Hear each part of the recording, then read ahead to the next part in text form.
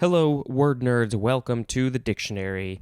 This is the podcast where this guy reads the words in this big book. Let's see, 24, 25. I think today is September 26th. Okay. The first word is bread. B-R-E-A-D. First form, noun from before the 12th century. 1. A usually baked and leavened food made of a mixture whose basic constituent is flour or meal. That's what bread is. 2. Synonyms are food and sustenance, as in our daily bread. 3a. Synonym is livelihood, as in earns his bread as a laborer. That could mean money or food, or both. 3b is slang. Synonym is money. Bready is an adjective. We have a phrase, bread upon the waters. If you put bread on water, it's going to get very soggy and fall apart, and nobody is going to want to eat it, except for maybe the fish and the ducks. Let's see. So this phrase, bread upon the waters, means resources risked or charitable deeds performed without expectation of return. Let's look at the etymology. It is from Middle English, breed, from Old English, bread. It's spelled the same way, but there's a line over the E, akin to the Old High German brot, which means bread, from Old English, breawan, which means to brew. Second form of bread is a transitive verb from 1629, to cover with breadcrumbs, as in a breaded pork chop. Next is bread and butter, 3 words with hyphens, adjective from circa 1837. 1a, being as basic as the earning of one's livelihood, as in bread and butter issues. 1b1, synonym is reliable, as in our bread and butter repertoire. 1b2, dependable as a source of income, as in a company's bread and butter products. 2. Sent or given as thanks for hospitality, as in a bread and butter letter. But don't put any butter in the letter. All right, now we have bread and butter again. There's no hyphens. Noun from 1732. A means of sustenance or livelihood. Bread and butter. When I was a young lad, my friend and I, who shall remain nameless, my friend and I thought that we had heard that when there is a bee around you, that you should stand still, hold out your arms, and say, bread and butter, and the bee will go away. And I feel like it sort of worked maybe the first time, but then it didn't work again after that. I have no idea where we heard this. Maybe we made it up. It is the most ridiculous thing I have ever heard of, so I can't believe we did it. But we were also young. I mean, we were like, 6? Maybe? I don't know. So if you are listening to this, you know who you are, I think, unless you've forgotten this story. All right, now we have bread and circuses. 3 words, noun from 1894. A palliative offered especially to avert potential discontent. I am so interested and confused by this. So palliative, I think that's related to hospice, or somebody who needs help, nurses and such. A palliative offered, so it's a kind of care, I think, offered especially to avert potential discontent. Bread and but why? It says it's a translation of the Latin panis et circenses. But bread and circuses, I need to look into this. So weird. Okay. Now we have bread basket, 1 word, noun from 1753. 1 is slang, and we have the synonym stomach. But I'm going to put some stuff in my bread basket soon because I'm getting a little hungry. Number 2, a major cereal producing region. Next we have breadboard, 1 word, first form. I got so excited when I said 1 word. I don't know why. This is a noun from 1847. 1, a board on which dough is kneaded or bread cut. 2, a board on which mounted components are breadboarded, which I think is related to our next one, which is the second form of breadboard It is a transitive verb from 1956, to make an experimental arrangement of, as an electronic circuit or a mechanical system, to test feasibility. So the definition itself says to make an experimental arrangement of, to test feasibility. Breadboard. All right. Didn't know that. Still don't understand it. Moving on to breadfruit. One word, noun from 1697. A round, starchy, usually seedless fruit that resembles bread in color and texture when baked. So interesting. Also, a tall tropical evergreen tree of the mulberry family that bears this fruit. The scientific name is Artocarpus altilis, and there is a picture of a breadfruit with its leaves. It doesn't show what it looks like when it's baked. It just sort of looks like a bunch of berries in one big clump, but I'm sure that's not what that is. It's probably just a very rough outer shell skin thing. But yeah, we can put a picture of this one, I think. I've never had breadfruit. I'm really curious, though, to see what it tastes like. All right, next is breadline. One word, noun from 1900. A line of people waiting to receive free food. Free food, that's great. All right, next we have bread mold. Two words, noun from 1914. Any of various molds found especially on bread. Yuck. Especially a rhizopus, or a rhizopus. I don't know how to pronounce that, but the scientific name is Rhizopus nigricans or Rhizopus stolonifer. All right, next is breadstuff. One word, noun from 1793. 1. A cereal product, as grain or flour. Flour. 2. Synonym is bread. Synonym of breadstuff is bread. And our last word for this episode is a word that I have a hard time saying, so I have to over-enunciate it. Breadth. B-R-E-A-D-T-H. Breadth. This is, let's see, you can breadth, or breadth. It's some weird stuff. I don't know, why is that a division sign in mixed amongst the pronunciation things? All right, this is a noun from the 15th century. 1. Distance from side to side. And a synonym is width. W-I-D-T-H. Number 2. Something of full width. 3a. Comprehensive quality. Synonym is scope, as in the breadth of his learning.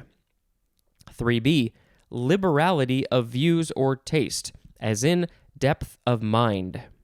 I think it's interesting that based on this example and the definition I'm reading, it sounds like if you are liberal, you have a deeper mind instead of a shallow mind. I don't know. That's just what I'm gauging from this. Breadth-wise is an adverb or an adjective. And I think that is good for that. All right, so we had bread, bread and butter, bread and circuses, bread basket, breadboard, breadfruit, breadline, bread mold, bread stuff, and breadth. I am going to pick bread and circuses as the word of the episode because that one was super interesting and confusing to me, and I want to learn more about it. And also, it's a palliative sort of care, so, that's good for people. All right, I think I'm good for today. Thank you very much for listening, and until next time, this is Spencer dispensing information. Goodbye. Hello, word nerds. Welcome to the dictionary. We are on the last section of page 151. Well, sort of. Let me explain this to you. This is a weird episode because we've only got two words, breadwinner and break, B-R-E-A-K, as you already saw in the title. But not only am I only doing the first form of break in this episode, the second form will be in the next episode, I am also not even giving you all of the definitions for the first form of break in this episode because there are so many, there are transitive and intransitive, that the way that all of this falls on the page, I am pushing the rest of them to the next episode. So yeah, this one and the next couple are probably going to be weird. So anyway, let's just talk about it. Let's just get into it. All right, the first word is breadwinner, all one word, noun from 1771. 1, a means as a tool or craft of livelihood, a means of livelihood. 2, a member of a family whose wages supply its livelihood. Or maybe you could also just say the majority of its livelihood. I don't know. Breadwinning is a noun. That's that for that one. All right, so now we're going to get into the first form of the word break, B-R-E-A-K. It is a verb, like I already mentioned, from before the 12th century. And in this one episode, we are only doing the transitive verb definitions, which there are a lot of. Let's see, they go up to number 18. But, of course, some of them have letters, A's, B's, and C's. Should I do a quick count? Let's do a quick count. 1, 2, 3. Oh, I already screwed up. 1, 2, 3, 4, 5, 6, 7, 8, 9, 10, 11. People love it when I do this. 12, 13, 14, 15, 16. 16, 17, 18, 19, 20, 21, 22, 23, 24, 25, 26, 27, 28, 29, 30, 31, 32, 33, 34, 35, 36, 37, 38, 39, 40, 41, 42, 43, 44, 45. There's at least 45. I may have missed one somewhere. Okay, let's do this. All right, 1A, to separate into parts with suddenness or violence. 1B, synonym is fracture, as in break an arm. I have never had any fractures or breaks of bones in my life. Thank you very much. 1C, synonym is rupture. We had fracture, and now we have rupture, as in break the skin. 1D, to cut into and turn over the surface of, as in break the soil. By the way, I should mention, the 45 definitions that I mentioned are only in this episode. That doesn't even include the next episode or the second form of the word break. All right, now we are on 1E, I think. To cut into and turn and break the soil. We talked about that. Okay, 1E, to render inoperable, as in broke his watch. 2A, synonyms are violate and transgress, as in break the law, also as in break a promise. 2B, to invalidate a will by action at law. 3A is archaic, to force entry into. 3B, to burst and force a way through, as in break the sound barrier, also as in break a racial barrier. Both very important things that, either has been done or should be done. Now we have 3C, to escape by force from, as in break jail. 3D, to make or effect by cutting, forcing, or pressing through, as in break a trail through the woods. 4, to disrupt the order or compactness of, as in break formation. 5, to make ineffective as a binding force, as in break the spell. 6A, to defeat utterly and end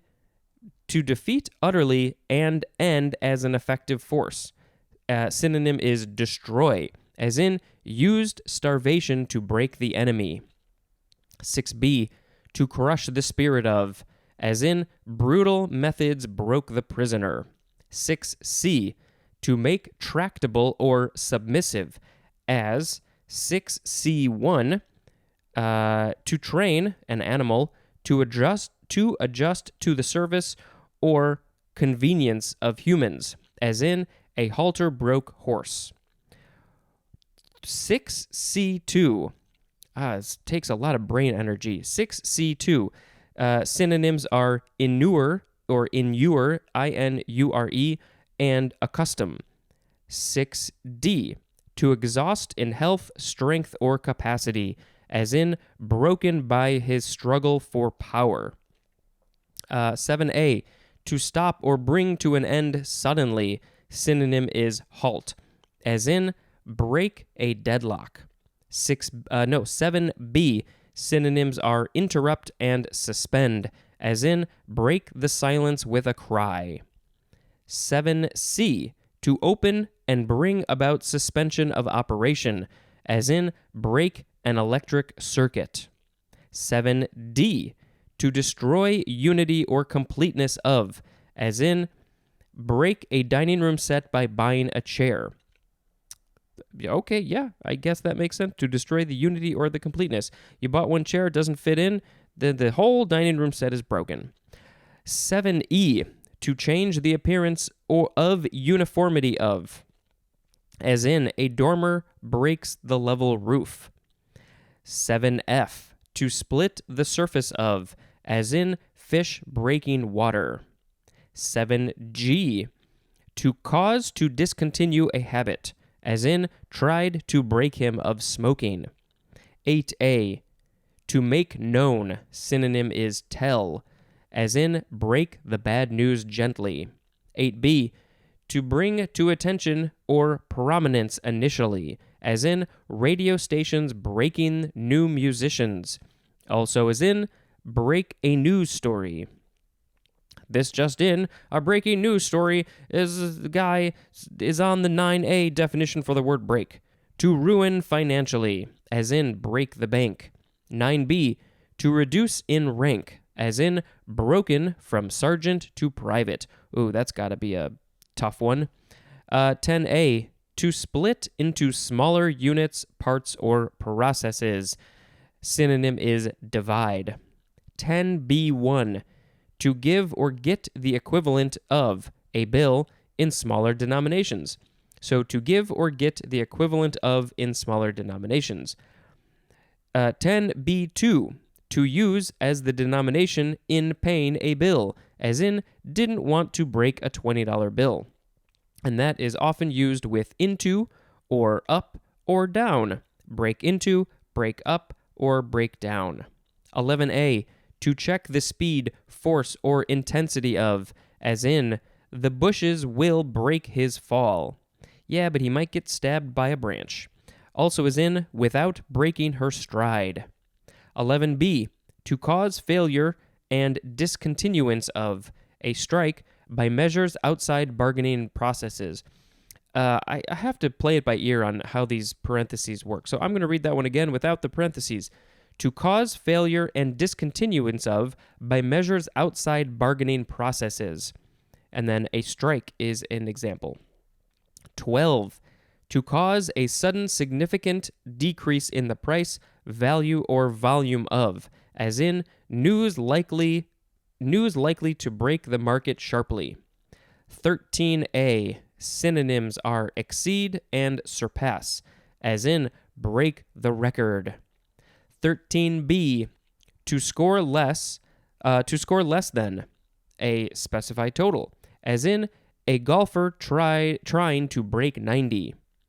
13c, to win against in tennis, and the example is an opponent's service. To win against an opponent's service in tennis.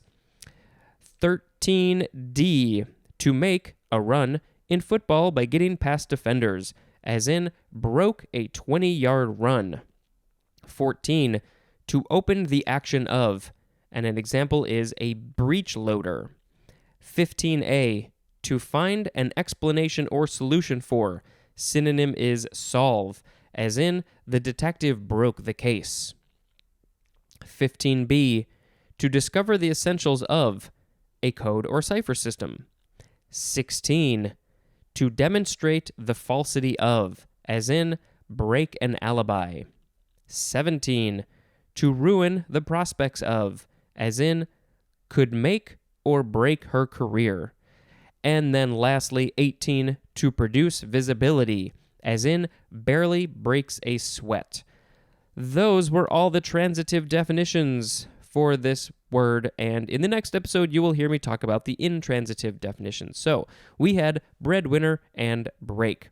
Well, I'm going to pick breadwinner as the word of the episode, because I can.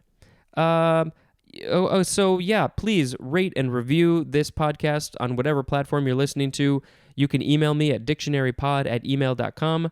I am on Twitter and Instagram and Facebook. I think they are all at dictionarypod. If you so choose to follow me or contact me in some form, there is a phone number, a Google Voice number in the episode show notes, along with all that other information. If you would like to donate financially to this podcast, you can do that on Patreon. I have one patron. Thank you, thank you, thank you. He gets all of these episodes very early. And at the time of recording, I have done my first pass of editing for another exclusive episode. So if you want to hear exclusive episodes, you can go there. And what else do I got to say about that? Oh, something that I've been thinking about with Patreon. If you become a patron, I would like to then take that donation, and I would like to then, instead of making money on this, I want to possibly just pass that money along to, above and beyond what my yearly expenses are for this. I want to pass that on to other creators on Patreon. So I already personally donate to a number of Patreons. So if you give me some money, then it's allowing me to basically break even, because I don't make any money on this, and I don't think I probably should. It's public. The dictionary is public, so. But I do have to pay for the hosting service and all that. So I don't know. I'm just sort of figuring this out as I go. Anyway, we finished almost all of page 151, and in the next episode we will talk about the word break again. Just the word break. Maybe I'll add another one. All right. Thank you very much. This has been Spencer dispensing information. Goodbye. Hello, word nerds. Welcome to the dictionary. This one might be a little bit long, so we are going to get into it. I was thinking about adding another word at the end, but I decided not to, because it's going to be long enough. All right, so if you didn't listen to yesterday's episode, shame on you. Go listen, and you would have learned that in this episode we are reading the intransitive verb definitions for the first form of the word break, and then we will be reading the second form of break, and that's it. But it's a lot. Oh, and you know what? There's actually a bunch of phrases for the verb as well.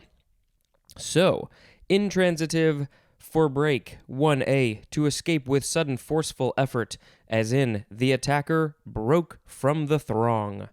1b, to come into being by or as if by bursting forth, as in, day was breaking. 1c, to effect a penetration, as in break through security lines. 1d, to emerge through the surface of the water. 1e, to start abruptly, as in when the storm broke. 1f, to become known or published, as in when the news broke. 1g, to make a sudden dash, as in break for cover. 1h, to separate after a clinch in boxing. 1i, to achieve initial success in usually a sudden or striking way, as in her song broke nationally. 1j, boy, that's a lot for number one. This is the last one for number one. 1j, to begin a race, as in the horse broke poorly. 2a, to come apart or split into pieces. Synonyms are fragment and shatter, as in the cup broke when it fell. 2b, this is where we flip the page to 152. 2b, to open spontaneously or by pressure from within, as in the blister broke. 1c is talking about a wave. To curl over and fall apart in surf or foam. 3. To interrupt one's activity or occupation for a brief period, as in break for lunch. 4. To alter sharply in tone, pitch, or intensity, as in a voice breaking with emotion. I did more of the teenage going through puberty voice breaking thing, but yeah, your voice breaks with emotion too. 5. To become fair. Synonym is clear, as in when the weather breaks. 6. To make the opening shot of a game of pool. Some people can actually get one or two balls in the pockets on a break, which I think is very impressive. 7. To end a relationship, connection, or agreement, usually used with the words with or from. Break with, break from. 8. To give way in disorderly retreat. 9a. To swerve suddenly. 9b. To curve from a straight path, as in a pitch that breaks away from the batter. Also as in a putt, P-U-T-T, that breaks left. 10a. To fail in health, strength, vitality, resolve, or control, as in may break under questioning. 10b. To become inoperative because of damage, wear, or strain, as in the pump broke. 11. To fail to keep a prescribed gait, G-A-I-T, and this is used of a horse. 12. To undergo a sudden significant decrease in price, value, or volume, as in transportation stocks may break sharply. 13. Synonyms are happen and develop, as in for the team to succeed, everything has to break right. Oh, it seems unnecessary, or just has to go right, I don't know. 14.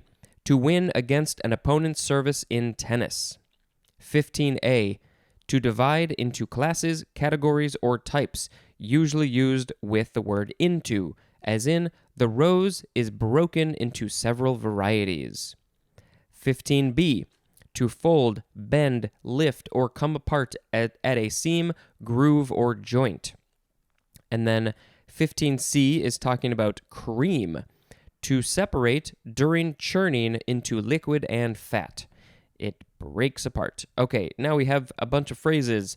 Break a leg, used to wish good luck, especially to a performer. Break bread, that means to dine together. Break camp, to pack up gear and leave a camp or campsite. Break cover or break covert with a T at the end, that means to start from a covert or layer. Break covert, break cover. Interesting. So it probably started as a covert. I think I'm pronouncing that correctly.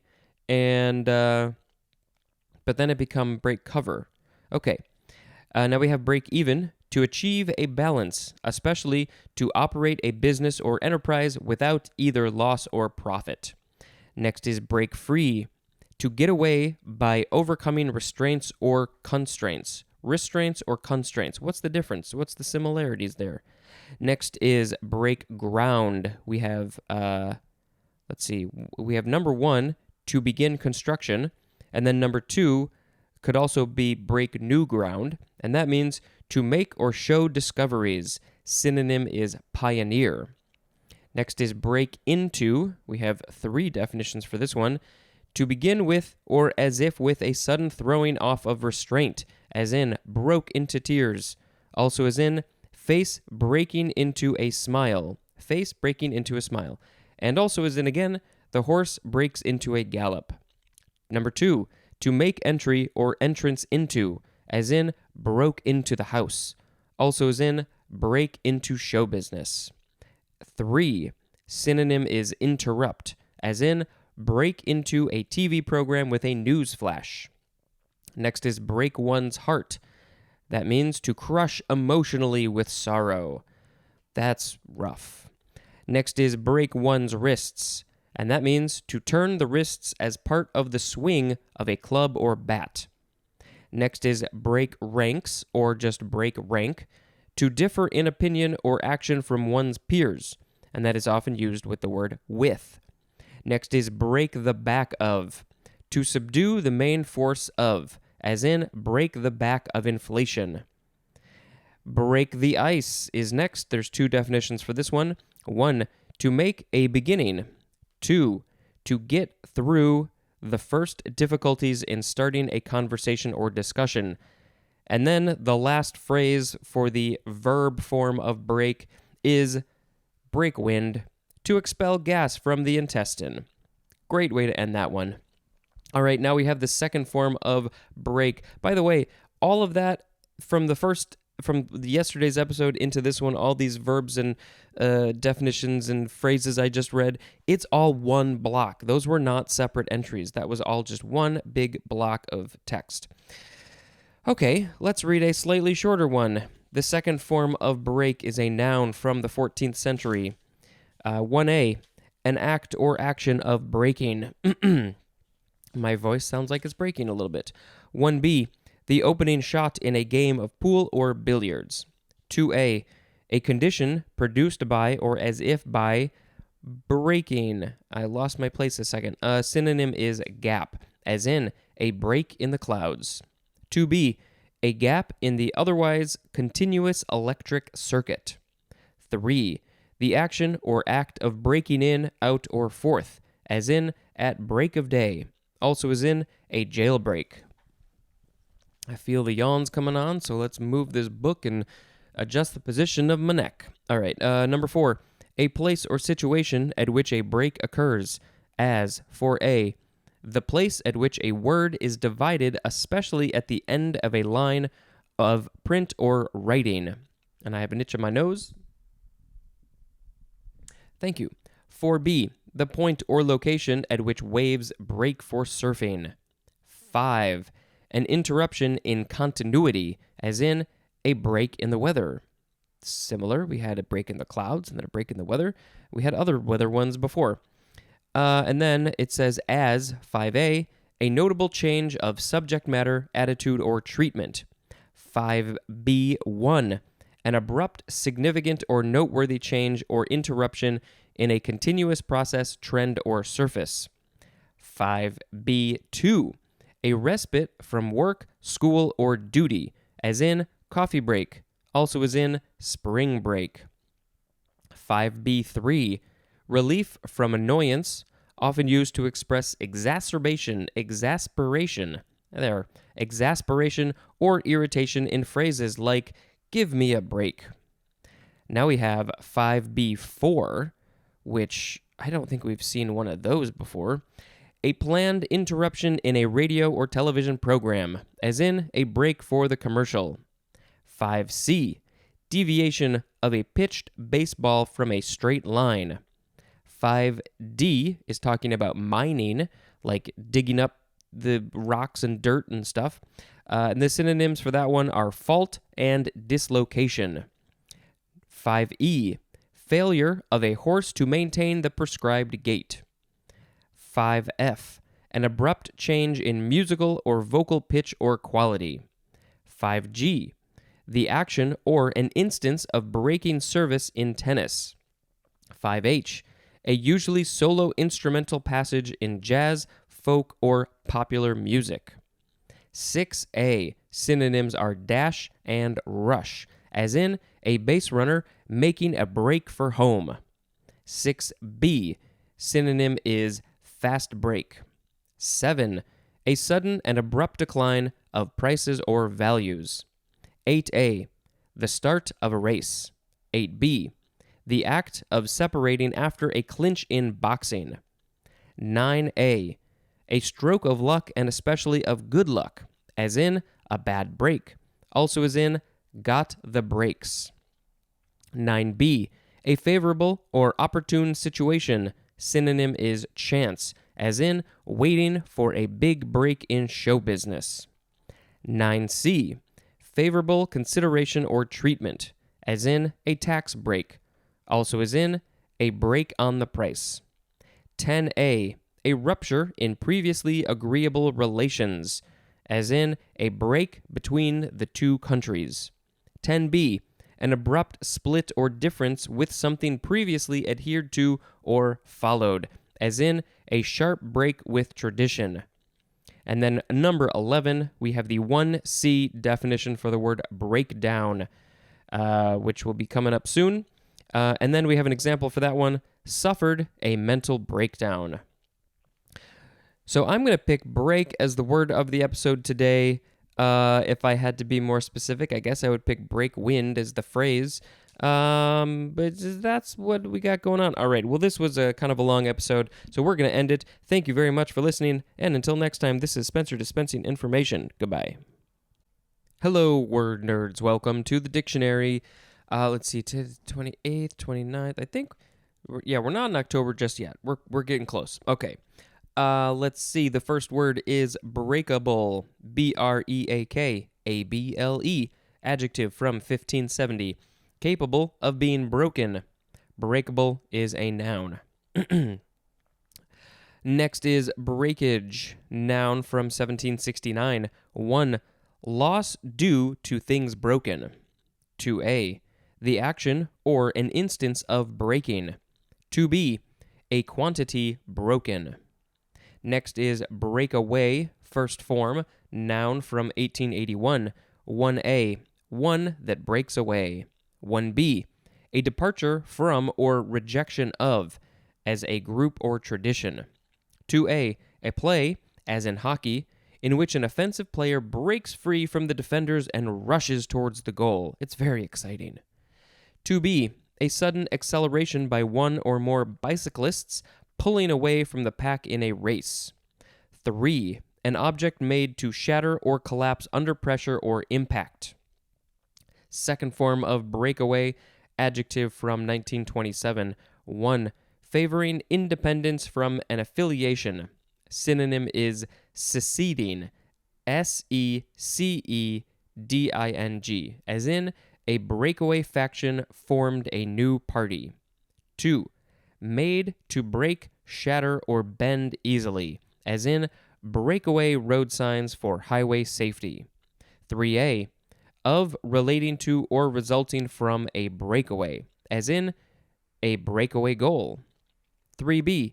Allowing or having an ability to execute a breakaway, as in breakaway speed. Now we have breakaway again. It is 2 words this time. I should have mentioned the other ones were 1 word. This is an intransitive verb from 1535. 1. To detach oneself, especially from a group. Get away. Number 2. To depart from former or accustomed ways. 3. To pull away with a burst of speed. Now we have break beat. 2 words, noun from 1985. A repetitive drum pattern in hip-hop and dance music. Also, music based on break beats. And this is from the second form of the word break, the solo musical passage. Which, can I find that very quickly? Probably not. I remember seeing it. If you wanted to know which one exactly it is, but I don't think I'm going to be able to find it quick enough. Oh my god, this stress. Oh, here. 5H, a usually solo instrumental passage in jazz, folk, or popular music. Okay, moving on to breakbone fever. Breakbone is 1 word. Noun from 1855, and we have the synonym, I think it's dengue, dengue. Yes, I've heard of dengue fever, so that's also called breakbone fever. Sounds bad. Next is break dancing. 2 words, noun from 1982. Dancing, in which solo dancers perform acrobatics that involve touching various parts of the body, as the back or head, to the ground. I just love definitions like this. Break dance with a hyphen is a verb. Break dancer with a hyphen is a noun. And this is also possibly from that solo passage from the second form of break. Also from break beat, which is the one I just read. Now we have break down, 1 word, noun from 1827. 1. The action or result of breaking down, as 1a. A failure to function. 1b. Failure to progress or have effect. Synonym is disintegration, as in a breakdown of negotiations. 1c. A physical, mental, or nervous collapse. 1d. The process of decomposing. 1e. Division into categories. Synonym is classification. And then it says also, an account analyzed into categories. 2. A fast shuffling dance. Also, the music for such a dance. Breakdown. All right, now we are on the last word, which is breakdown again. This one is 2 words. Verb from the 14th century. First is transitive. 1a, to cause to fall or collapse by breaking or shattering. 1b, to make ineffective, as in break down legal barriers. 2a, to divide into parts or categories.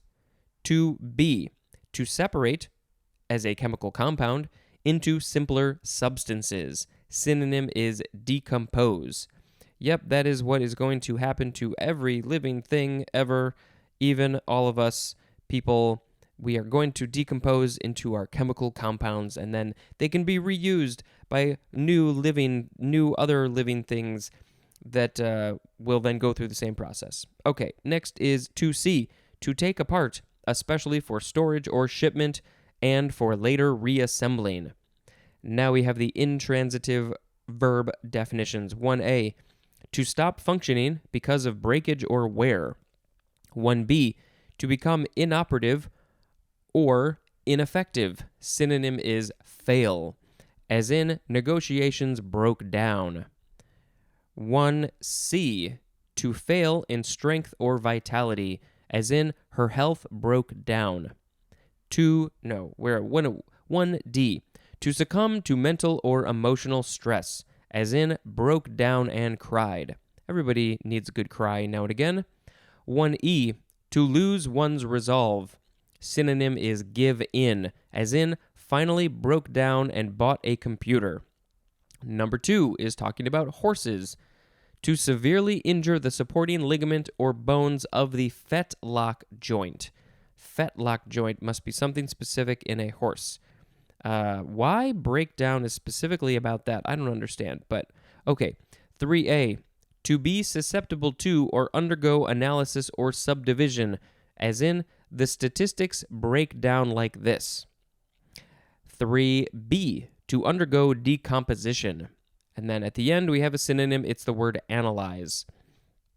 So we had breakable, breakage, breakaway, breakbeat, breakbone fever, breakdancing, breakdown, and breakdown. I'm going to pick breakdancing as the word of the episode. I could never do it. I tried. There's video of me trying to do it when I was maybe 5 years old. There's also video from the same day of my cousin, who's like 3 years older than me, also trying to do it. He's much better, but he also could not breakdance. He thought he could. He couldn't. Let's see. So that's what I got to say for today, and we will say more for tomorrow. Thank you very much for listening. This has been Spencer dispensing information. Goodbye. Hello, word nerds. Welcome to this episode of the dictionary, which is the last day of September. So, things are probably just as crazy as they are when I'm recording this now. Hopefully not crazier, but very likely crazier, because that's how life goes. The first word is breaker. Breaker. B-R-E-A-K-E-R. First form, noun from the 12th century. 1a, one that breaks. 1b, a machine or plant for breaking rocks or coal. 1c is chiefly British, one who breaks up ships or cars for salvage. 1d, a device for opening a circuit. Specifically, we have the synonym circuit breaker. 2, a wave breaking into foam, as against the shore. Now we have the second form of breaker, noun from 1833, a small water cask. And this is from the Spanish word barrica, or barrica. It says it's by the folk, F-O-L-K, folk etymology. So maybe it's an old folk word? I'm not sure. Now we have break even, one word, noun from 1958. The point at which cost and income are equal, and there is neither profit nor loss. Also, a financial result reflecting neither profit nor result. Yeah, we had a similar one in the last episode. It was break. I don't remember where that was. Maybe it was 2 episodes ago. All right, moving on to break even again. 2 words with a hyphen, adjective from 1931, having equal cost and income. Now we have a word that should be pronounced breakfast, but it is, most of us just pronounce it breakfast. Noun from the 15th century. 1. The first meal of the day, especially when taken in the morning. 2. Well, now, if you eat breakfast later in the day, is it still called breakfast or is it called lunch? Does it matter what food you eat? I really want your opinions on this.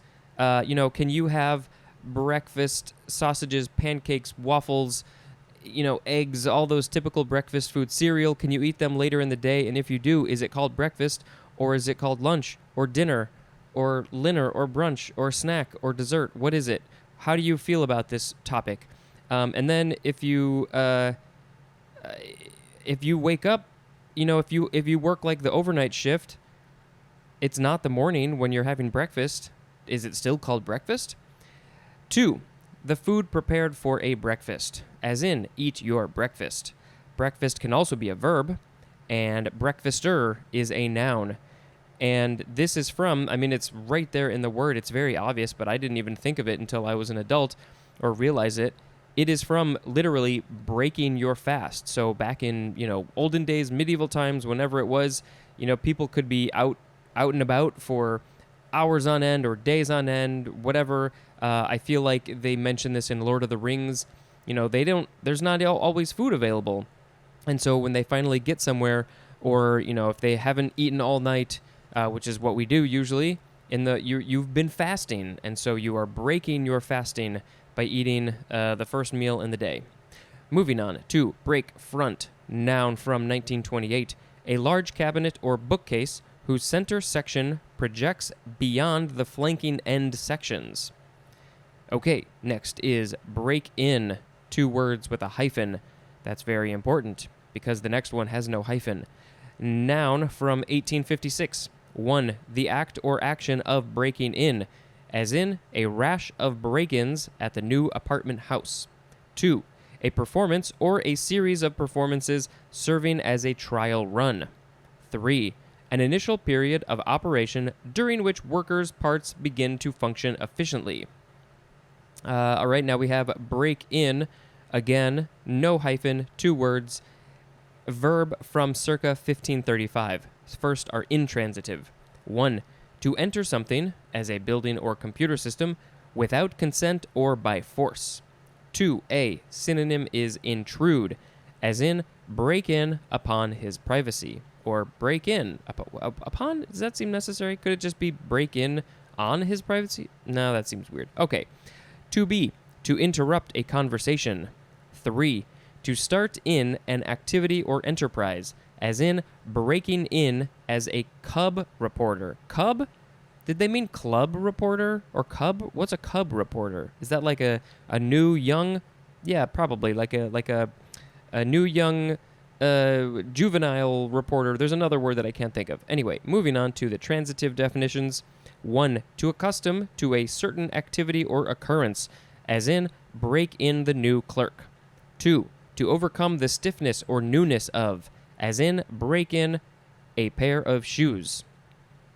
Next is breaking and entering, 3 words, noun from 1778.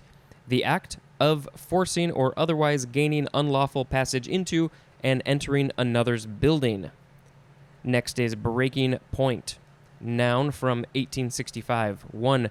The point at which a person gives way under stress. 2. The point at which a situation becomes critical. 3.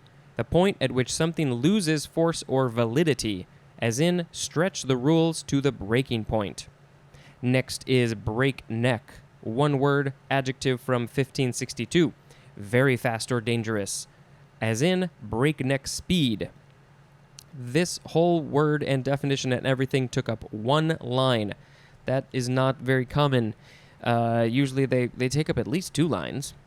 All right. Next is break off, 2 words, verb from the 14th century. First is intransitive. 1. To stop abruptly, as in break off in the middle of a sentence. 2. To become detached, as in branches that broke off in the storm. 3. To end a relationship, as in broke off with his business partner. Transitive is next. Number 1, Synonym is discontinue, as in break off diplomatic relations. 2. To remove by or as if by breaking, as in broke off a chunk of bread. Next is break out. One word, first form, noun from 1820. A violent or forceful break from a restraining condition or situation, especially a military attack, to break from encirclement.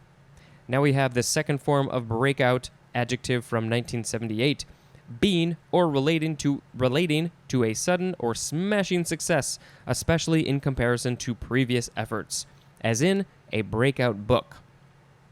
Next is breakout, 2 words. This is the last one for this episode. It is a verb from before the 12th century. First is intransitive. 1. To develop or emerge with suddenness or force, as in fire broke out. That's bad. Also as in a riot broke out. 2a. To become covered, as in break out in a sweat. I have the air conditioner running because I do not want to break out in a sweat. There is no reason for that. All right, now we have 2b. To become affected with a skin eruption. 3. To make a break from a restraining condition or situation, as in broke out of a slump. Also as in broke out of jail. There's definitely some similarities to some of these older ones we read in the last couple episodes. Now we have the transitive definitions. 1a. To make ready for action or use, as in break out the tents and make camp. And let's roast some marshmallows and make some s'mores. 1b. Oh, what kind of marshmallow do you like? Do you like it golden brown? Do you like it almost raw? Do you like it burnt to a crisp? What's your where do you fit in with that? All right, 1b. To produce for consumption, as in break out a bottle of champagne. 2. To display flying and unfurled. Is that break out a flag? To display flying and unfurled. Okay. 3. To separate from a mass of data, as in break out newsstand sales. So we had breaker, break even, breakfast, break front, break in, breaking and entering, breaking point, breakneck, break off, break out, and break out again. I'm going to pick breakfast as the word of the episode because it's an important meal and it's great, and I like to choose things semi-healthy but not always very healthy, so I like breakfast. I just like all food. All right, that is the end of the episode. Thank you very much for listening, and until next time, this is Spencer dispensing information. Goodbye. Hello, word nerds. Welcome to this first October episode of the dictionary. October 1st is today. The first word is break point. 2 words, noun from 1969. And I feel like, did we not? Oh, we had breaking point in the last episode. So this is break point, a situation in tennis in which the receiving player can win the game by scoring the next point. Also, the point so scored. Next is breakthrough. 1 word, noun from 1918. 1. An offensive thrust that penetrates and carries beyond a defensive line in warfare. 2. An act or instance of breaking through an obstacle, as in a breakthrough agreement. 3a. A sudden advance, especially in knowledge or technique, as in a medical breakthrough.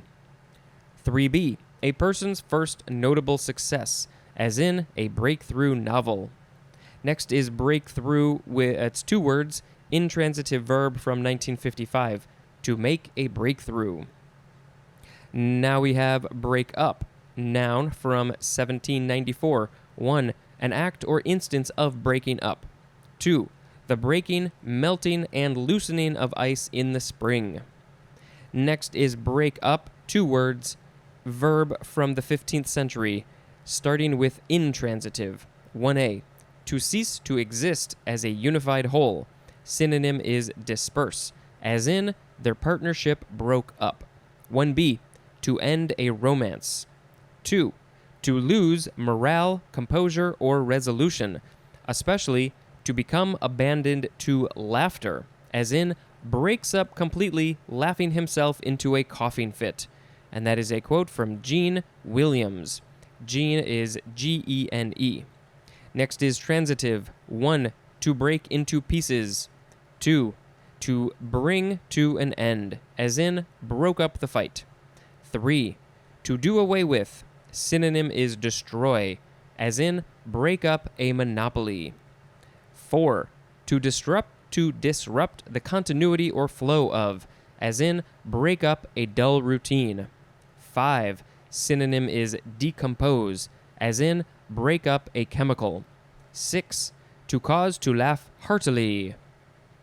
Moving on to break up value. 2 words, noun from 1902. The value, especially of shares of stock of a corporation liquidating its assets.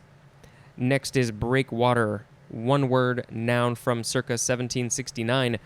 An offshore structure as a wall, protecting a harbor or beach from the force of waves. Next is, it could be pronounced a couple ways, brim or bream, B-R-E-A-M. First form, noun from the 14th century. 1. A bronze-colored European freshwater cyprinid fish. Cyprinid is C-Y-P-R-I-N-I-D. And that's broadly any of various related fishes. The scientific name is Abramis brahma. 2a. Any of various marine fish related to the porgy, called also sea brim or sea bream. And the family name for that is Sparidae. Next is 2b. Any of various freshwater sunfishes, especially the synonym bluegill. So there's a lot of things that are called brims or breams. The scientific name is Lepomis and related genera. So maybe that's the genus name? I don't know. But there's a lot of brims out there, or breams. This is from, let's see, Middle High German Brehen, which means to shine. So maybe they're very shiny fishes. Next is the second form of the same word, but this one says it's pronounced bream, not brim, spelled the same. Transitive verb from 1626. To clean a ship's bottom by heating and scraping. To clean by heating and scraping. This is probably from the Dutch brem. Furze? F-U-R-Z-E? Does that mean furs? I don't know what that word is. That is from the use of burning furs in the cleaning. So yeah, that's furs is a word, and I don't know what it be. It's something that's stuck to the bottom of the boat, probably. Maybe it's related to these fish. I don't know. F-U-R-Z-E. No clue what that is, so we're gonna get there later. But yeah, it's about cleaning that stuff off the boat. Usually a boat. Next is the word breast. B-R-E-A-S-T. First form, noun from before the 12th century. Yes, a lot of people probably, want to giggle at this. When I was younger, I would, but these are just things that exist in the world. Number 1, also, it has multiple definitions, so it's not always just the one thing that it sounds like. Okay, number 1, either of the pair of mammary glands extending from the front of the chest in pubescent and adult human females and some other mammals. Also, either of the analogous but rudimentary organs of the male chest, especially when enlarged. I was going to say, yeah, men have breasts too, but men can get breast cancer. 2a, the fore or ventral part of the body between the neck and the abdomen. 2b, the part of an article of clothing covering the breast. 3, the seat of emotion and thought. Synonym is bosom, B-O-S-O-M. We read that before.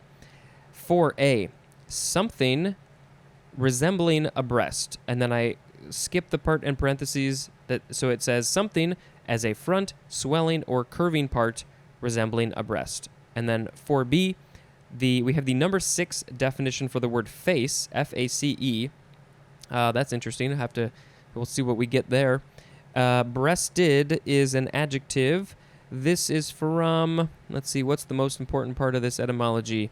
From Old Irish brew, which means belly. From the Russian bryuko.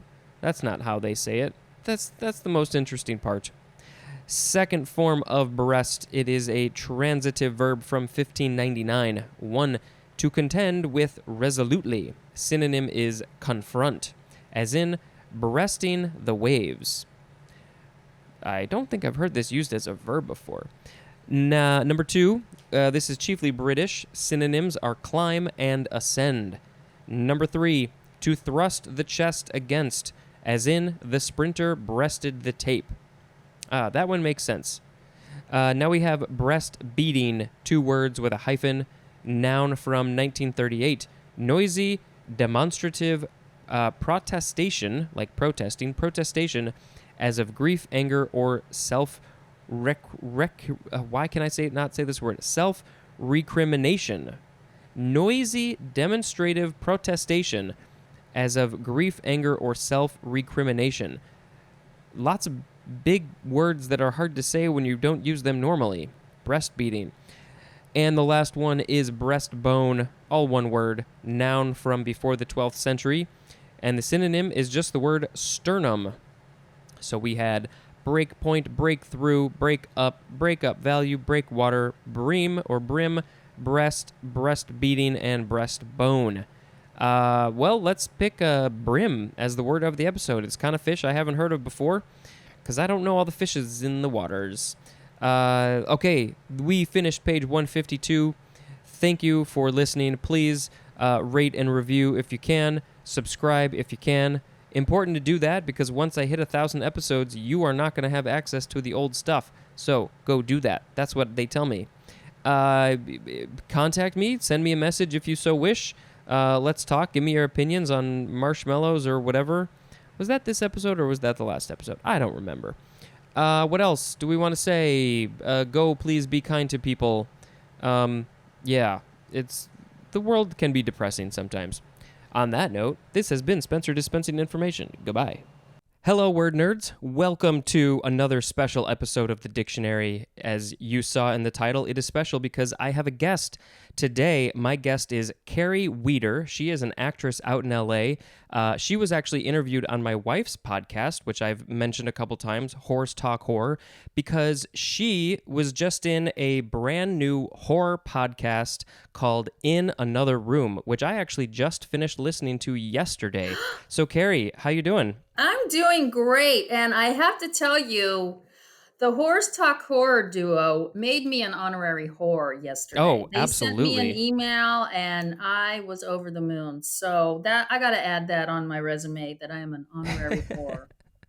Once the show is an IMDb, you can make it official. You kind of made yourself an honorary whore because you went ahead and made yourself a whole little jingle for one of the types of episodes that we do over here. Which we of course fell in love with immediately after we heard it, the Tidbits of Terror. So Yes, tidbits of terror. And so apparently, according to you, because I wasn't sure that I ripped this off from one of the horrors, they were calling it hodgepodge of horror when they were just yeah. talking about various horror stories. And then I said, I don't know if I stole this from you, but I like the name Tidbits of Terror, and they loved it. And you were the one who said I made that up because I wasn't sure. I didn't go back and listen to the episode. No, yeah, yes. Sorry, I misheard you, but yes, you did make that up. None of us had claimed that, so that was all you. I'm so proud of myself. And then I wrote and I said, I'm going to write you a jingle. I'd never written a jingle before, but I have written a few songs, and I love to be silly and record and play music and do whatever. And so I went in the closet and I recorded a couple of vocal tracks, and I got a lid from a pot and a wooden spoon to do the percussion. And yeah, and I just said it's going to be simple and it's going to be weird. And I think I really lived up to that. You 100% nailed it. Yeah, Thanks. it is short and weird and hilarious and perfect. Yeah. I'm getting more humorous reaction. I was like, wait a minute, I'm trying to be scary, but I think that it kind of is a little scary. But yeah, it does have a Muppet flavor to it, and Yeah, but there's definitely some scary elements in there as well. Good. Oh, bless you for saying that. Now we're going to talk about words today. I can't wait. Yes. I'm a word lover. That's awesome. And I wanted to say also to any of you who are non-patrons of my Patreon, which is everybody except one guy. What's his name? Do you know? Can you say it? Christoph. Christoph is his name. With a K? No, with a C. It's Okay. like Well, Christopher, but without the oh, er. And oh, so I am very grateful to him. And he is going to get a Patreon exclusive with Carrie. We're going to record that after we record this one. He's got another one just a few days ago. So if anybody is interested in hearing some of these exclusives, they can go over to Patreon, and they got to make sure that they join at the right tier. But if they join at a lower tier, they still get episodes super early, one week, 2 week, 3 weeks early. wow. Yeah, definitely. I always try and stay pretty far ahead. Wow. And do we know, is Christoph American? Is he German? What do we know I about? don't know. Oh, I'm That's the curious. beauty of the internet and this whole thing is that people can be anywhere. It's From amazing. all around the world. Yeah. Wow. Yeah, Okay. Shout out to Christoph. absolutely. All right, let's talk about words. All right, our first word is breast drill. Before looking at the definition, I think, safely say I have never heard of this before. It's just two words spelled the normal way, breast and drill. This is a noun from 1857. A portable drill with a plate that is pressed by the breast, enforcing the drill against the work. So, if I guess it has a special plate on it, but it sounds like this is something that when you're drilling into something that's very, very tough, you need that extra body weight behind it to get it through the wall or whatever it is. Do you have any experience with a breast drill? I do not. I would have to say that now that drills are they like pneumatic or electrical, that this, Right? I'm hoping you don't need this anymore. It Yeah. sounds very dangerous to me when you're putting your body weight on something that has a sharp object on the end. Yeah. I'm just going to say no to getting a breast drill. I don't, it just sounds dangerous. Yeah, I can't imagine these exist anymore. I do remember when I was a kid, I don't know why, but my dad had some very old hand cranked drill. Hmm. I think it was even the kind where you, instead of cranking it like, I guess, vertically, you'd crank it horizontally. Like the middle part sort of jutted out to the side and you'd crank it that way. So this was obviously before, portable drills had electricity. That kind, yeah. Yeah, Which make great sounds. absolutely. Except when it's at the dentist's office. Yeah. Okay. I digress. Yeah. So breast drill, never heard of it. Don't want to ever use one. But it's a thing apparently. And thank you for teaching me about it. Thank you to the book for teaching both of us. So, our next one is breastfeed, two words with a hyphen. This is a verb from 1903, to feed a baby from a mother's breast. And that was the transitive definition. And then the intransitive definition is to breastfeed a baby. Obviously, this has been in, I don't want to say the news, but it's been in our discussion for the last probably 10, 20 years at least. People complaining that there are women publicly breastfeeding, which is absolutely ridiculous. They should have no problems. It's still considered scandalous. It's the most natural thing in the world. Absolutely. I actually just saw a picture yesterday online of a woman breastfeeding her baby with a cover of some kind over her head. And, it could have been a staged photo, but somebody said they told her to cover up. And so she put a cover over her own head and not the baby. I love it. I want to say something. Now, was looking at the words you sent me yesterday, and the hyphen didn't sit right with me. And so Mm, I Googled it, and it is no longer hyphened. It's one word. interesting. Yeah.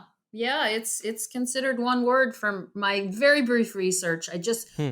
I was like, that I don't remember. I don't recall the hyphen. So I Googled it and saw that it was cited. I didn't do a deep dive, but in the first page of citations, it was one word, compound word, breastfeed.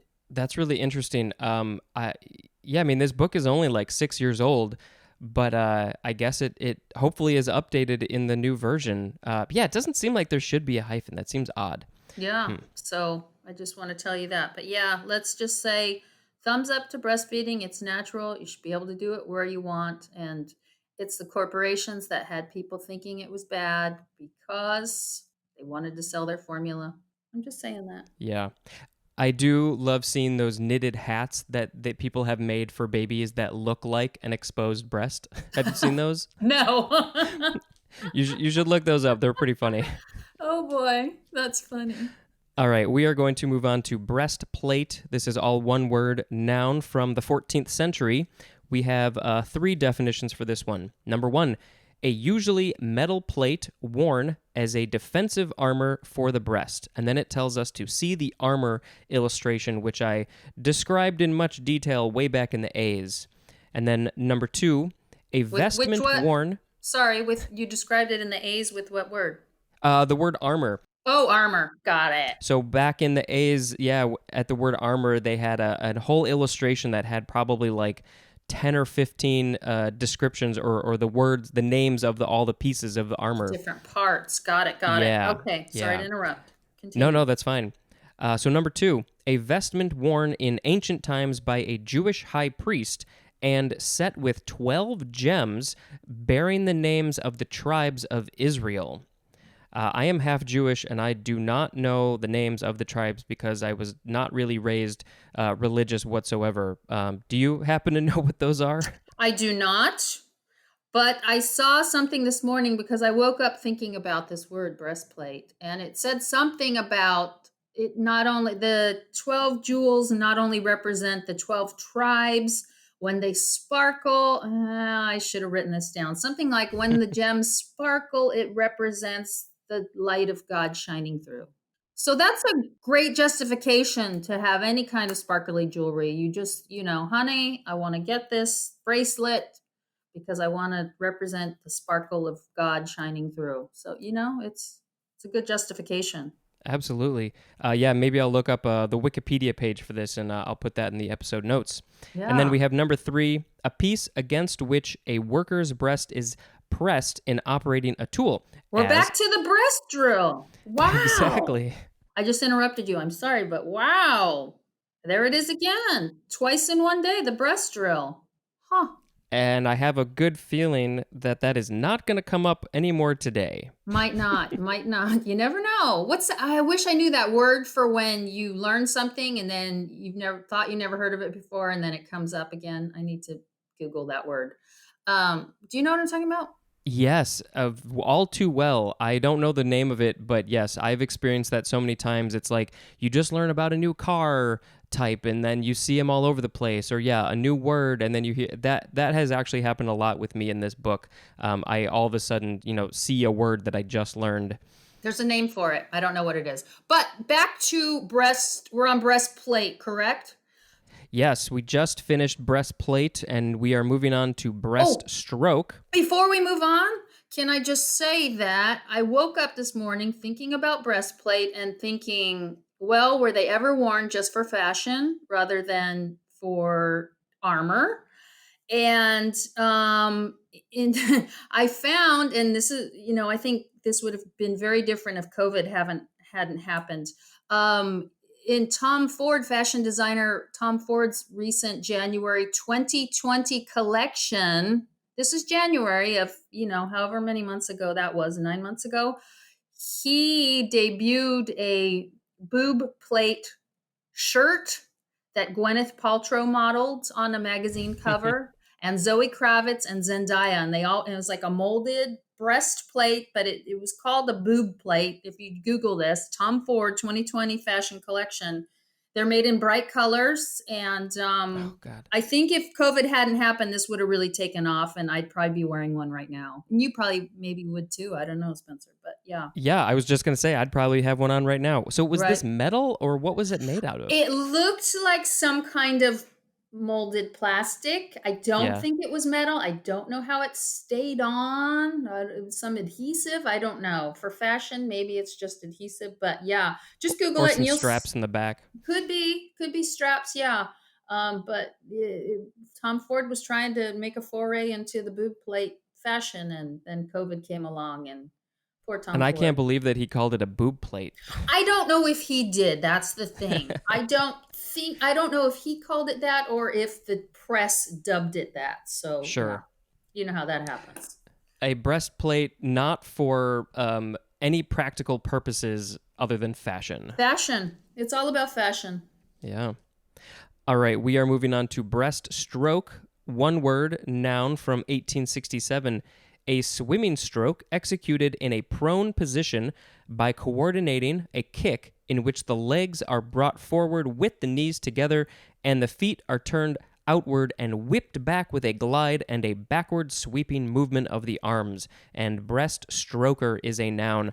I was never really a great swimmer. I could sort of get by, but I had a hard time coordinating all the pieces, the legs, the arms, and then getting your mouth out of the water to Okay. breathe. I couldn't do it. I couldn't do it. What about you? Well, I was a swimmer, just Ah, recreationally. I was a regular, just I competed. I don't know, 3 years. My sister, however, was a champion swimmer, and breaststroke was the bane of her existence. She could swim the back, the fly, the free. She would do the individual medley, be leading, leading, leading, and all those. In the that's in I am the order is butterfly back breast free. So it's the third in the lineup. And she'd be ahead, be ahead, be ahead, get to breaststroke, fall behind, and then have to come back and the freestyle in the last lap and win. So it was very dramatic always. So yeah, that for my sister, that's a word that causes dark memories. So that's sad. yeah, but I mean she was still a champion swimmer, so It all worked out. I mean, you can't be perfect at everything. No, you can't. It's a learning thing. It's something to grow, and I think she's a better person because of it. Oh yeah. Oh yeah, definitely. Now, I just read the description of this and I was mistaking it for I guess was the freestyle. Oh, Can you describe to me better than the book did at which one is the breaststroke? well, I was surprised that that definition didn't contain the word frog in it at all. It's sort of frog. Ah, You know how the frog kicks its legs out to this underwater to the side and brings them in. yeah. It's like that. And then your arms are going in front of you underwater and around, out and around and back in Okay. together. That's the breaststroke. Yeah, when I started thinking about it more, that was the one that I sort of thought that's the breaststroke. What I was thinking of, I think, was the freestyle, where you bring your arms forward above your head, kind of the standard Freestyle's the swimming stroke. standard. The old fashioned name for it was the crawl stroke. Yeah. Ah, okay. Breaststroke, your head is not allowed to go under the water. Oh, interesting. Yeah, you come up to breathe and then you kind of dip your head down a little, but the top of your head, at least back in the day when I was swimming, if I remember correctly, your head cannot go all the way under the water or you will get disqualified. So And I guess that makes sense because once you go underwater all the way, I guess you probably have less drag or something. You're able to swim further, faster. So yeah, that makes sense. That got to take a lot of control though to not let your head go all the way under. I mean, you have your eye line to, your eye. Yeah, that's So true. yeah, I don't think it's a lot of control. It's just practice. So, Yeah, yeah. all Something that right. I never did. That's okay. So next is breastwork, all one word. This is a very short definition. It's a noun from 1642. This is not what I was expecting at all, although I don't know what I was expecting. It just says a temporary. Okay, I read it wrong. A temporary fortification, a breastwork. This I'm still a little confused. I guess so. If they're trying to fortify a castle or a building of some kind, they'll put up something called breastwork that they will then tear down and put something up new later. Does that sound right? I'm baffled. I don't know. Now I had not seen that word. I thought I had looked at the whole list and I am just in, I don't know what to say. Well, living in LA when it said breastwork, I immediately thought of plastic surgery. So there you go. That is what that word has now become for sure. Yes. Right. Did you get some breastwork? Yeah, I got no, I didn't, I didn't obviously, but yeah. No, but I got some lip work and some eye work. Oh my, just say no. Say no to all of it. Yes, please. Yeah. It makes it harder to swim and do the breaststroke if you've had breast work. That's my theory, I would think. Th- Yeah, I think some fluid dynamic physics person could probably give you the science of why. But yeah, I think that makes a lot of Probably. sense. Probably. All right, we are going to move on to the word breath. Breath. This is such an important word, such an Oof. important thing in life. Yes.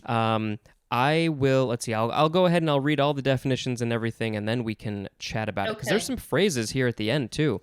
So, this is a noun from before the 12th century. This is an old one. Wow. 1A, air filled with a fragrance or odor. Hmm. 1B, a slight indication.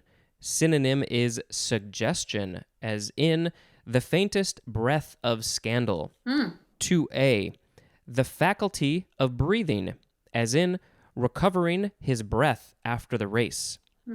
2B, an act of breathing, as in fought to the last breath. 2C, opportunity or time to breathe, and a synonym is respite. 3, a slight breeze. 4A, air inhaled and exhaled in breathing, as in bad breath. Oh. 4B, something, as moisture on a cold surface, produced by breath or breathing. 4C, synonym is inhalation. 5, a spoken sound, synonym is utterance. Number 6, synonyms are spirit and animation. And then here we go with some phrases. Breath of fresh air means a welcome or refreshing change. In one breath or in the same breath mean almost simultaneously. Out of breath means breathing very rapidly, as from strenuous exercise. That's an example. Under one's breath is our last phrase, which means so as to be barely audible, as in mumbled something under his breath. Hmm. Yeah. Well, let me say this. Breath is one of those words that every time I write it, I wonder if it has an E in it. Am I the only one who does this? I know that breathe has an E, but whenever I write breath, it looks wrong. And I'm like, wait, does breath have like a silent E that doesn't change the other letters? And then it's very challenging for me every single time. So I don't know if I'm the only one who does that, but I want to say that. And then that one definition mentioned inhalation but not exhalation. So that's very intriguing Mm-hmm. because they go hand in hand. So I feel like, when you breathe out, that's like letting out the exasperation or the bad stuff or the frustration. And that one definition just mentioned inhalation. So I just want to give a shout out to exhalation as well. You Please, know, yes. equal opportunity breathing. Yeah, it's a little bit weird that they didn't have an example for that one, because sometimes these definitions can get very specific, Hmm. and I think if they had an example of why the synonym is just inhalation and not exhalation, then maybe it would make a little bit more sense. Right. But there was the other one that did mention air being inhaled and exhaled, so maybe that's the one that sort of takes care of that. And then Okay. inhalation is something similar but different. I don't know. Yeah, that odor thing on the very first, wasn't that the very first definition? It mentioned an odor. That was Uh, interesting. yes, air filled with a fragrance or odor. That's a breath. That's intriguing. Yeah. The etymology, real quick. Let's see. This is from Middle English, breath with no A. Oh, and I was going to say, I hadn't even thought about it until you mentioned it, but yeah, I thought if I were spelling this, if I were writing this word out, I probably would second guess myself on if there was an E at the end or not. Bless you for Um, saying that. I'm not the only one yeah, then. Thank it you. looks a little bit weird without it. I'm so glad you said that. And then you just mentioned another word that I sometimes have trouble with, and that's etymology, which I'm a person who loves words. I should know that word, but I always second guess and think, is it etymology or is it entomology? But Oh, two very different things. very much. Is entomology, is that like the study of It insects? is indeed. Yeah. So, Yeah. yeah, very different. So, etymology, no N. Yes. And breath, no E. Breath, no E. Yeah. And then, yeah, the rest of the etymology, not entomology, says so Middle English, breath with no A, from Old English, braith, and that AE letter we learned is called ash. That is akin to the Old High German bradam, which means breath, and perhaps to the Old English bjorma, which means yeast of all things. And there's more at the word barm, B-A-R-M. Oh my goodness. Yeah, I always love learning that stuff. Whoa. Yeast. Huh. Yeah, I guess maybe that's because it's alive, and maybe when you make bread, it's eating it, and the I don't know enough about making bread, but Oh, I think that there's they breathe out the what is it, the carbon dioxide or something. fascinating. So there could be a connection between the word breath and the word bread, Oh yeah, which has yeast. interesting. Oh, I Didn't even my think about that one, woo, my head just exploded. Oh my goodness. Wow. Could be. I might have just made that up. But but it makes sense. fascinating. Ooh, wow, I learned a lot today. Me too. All right, Please. we are going to move on to breathable. Adjective from circa 1731. 1. Suitable for breathing, as in breathable air. Number 2. Allowing air to pass through. A synonym is porous, as in a breathable synthetic fabric. Mhm. And breathability is a noun. Wow. Well, when I hear the word breathable, fabric, and porous, I think of the face masks we have to wear these days. And I know a lady who has a really cool face mask. Every time I see it, I admire it. But it's made out of like this nylon material. And I'm thinking that material does not look very breathable. I don't think that mask, although it looks Hmm. great, I don't think it's very user friendly. So breathable is important. Yeah, there's a fine line between having a mask that looks cool and is semi-functional, but also something that is still very practical. Yeah, we Yes. bought some that are supposed to be good for working out, but I find that they are actually kind of hard to breathe in. It gets very warm and a little uncomfortable. So, uh, yeah, Yeah. it's a very weird. It's when you're buying your boob plate shirt and your mask, you want them both to be comfortable. And I just want to reinforce that for the listeners. Yes, I wonder. I think it would be really funny if that breastplate or boob plate was actually surprisingly comfortable. I'm sure it's not. Well, I mean, it might be. It's like you said, I don't know how it stays on. Yeah, So if there's a way that it stays on that doesn't involve gluing your skin to it, it might provide some support and confidence. On the other hand, it could be stifling and be hard to breathe in. And we're on the bees, and we just said breath, and so the only way we're going to know, Spencer, is to try one. But they look very form fitted, almost as if they had been made for custom made for that person's chest. that makes You sense. know? I'm imagining this as something that you might see on like a superhero's costume. Uh, that Yes. okay. But those are more like latexy, and this is more, This was hard. like I said, it looked like a molded plastic kind of a Yeah, thing. yeah, I'm guessing it was made, he molded it off of their breast because they were very form fitting. But, yeah. I have mixed feelings about this. it's a, it's intriguing. I don't know. I maybe we should call Tom Ford, have him on the dictionary show, have him explain his boob plate. If you can get a hold of him, I would do that. Yes. Okay, okay. We'll see what I can do. All right, we are going to move on to the word breathalyzer. Capital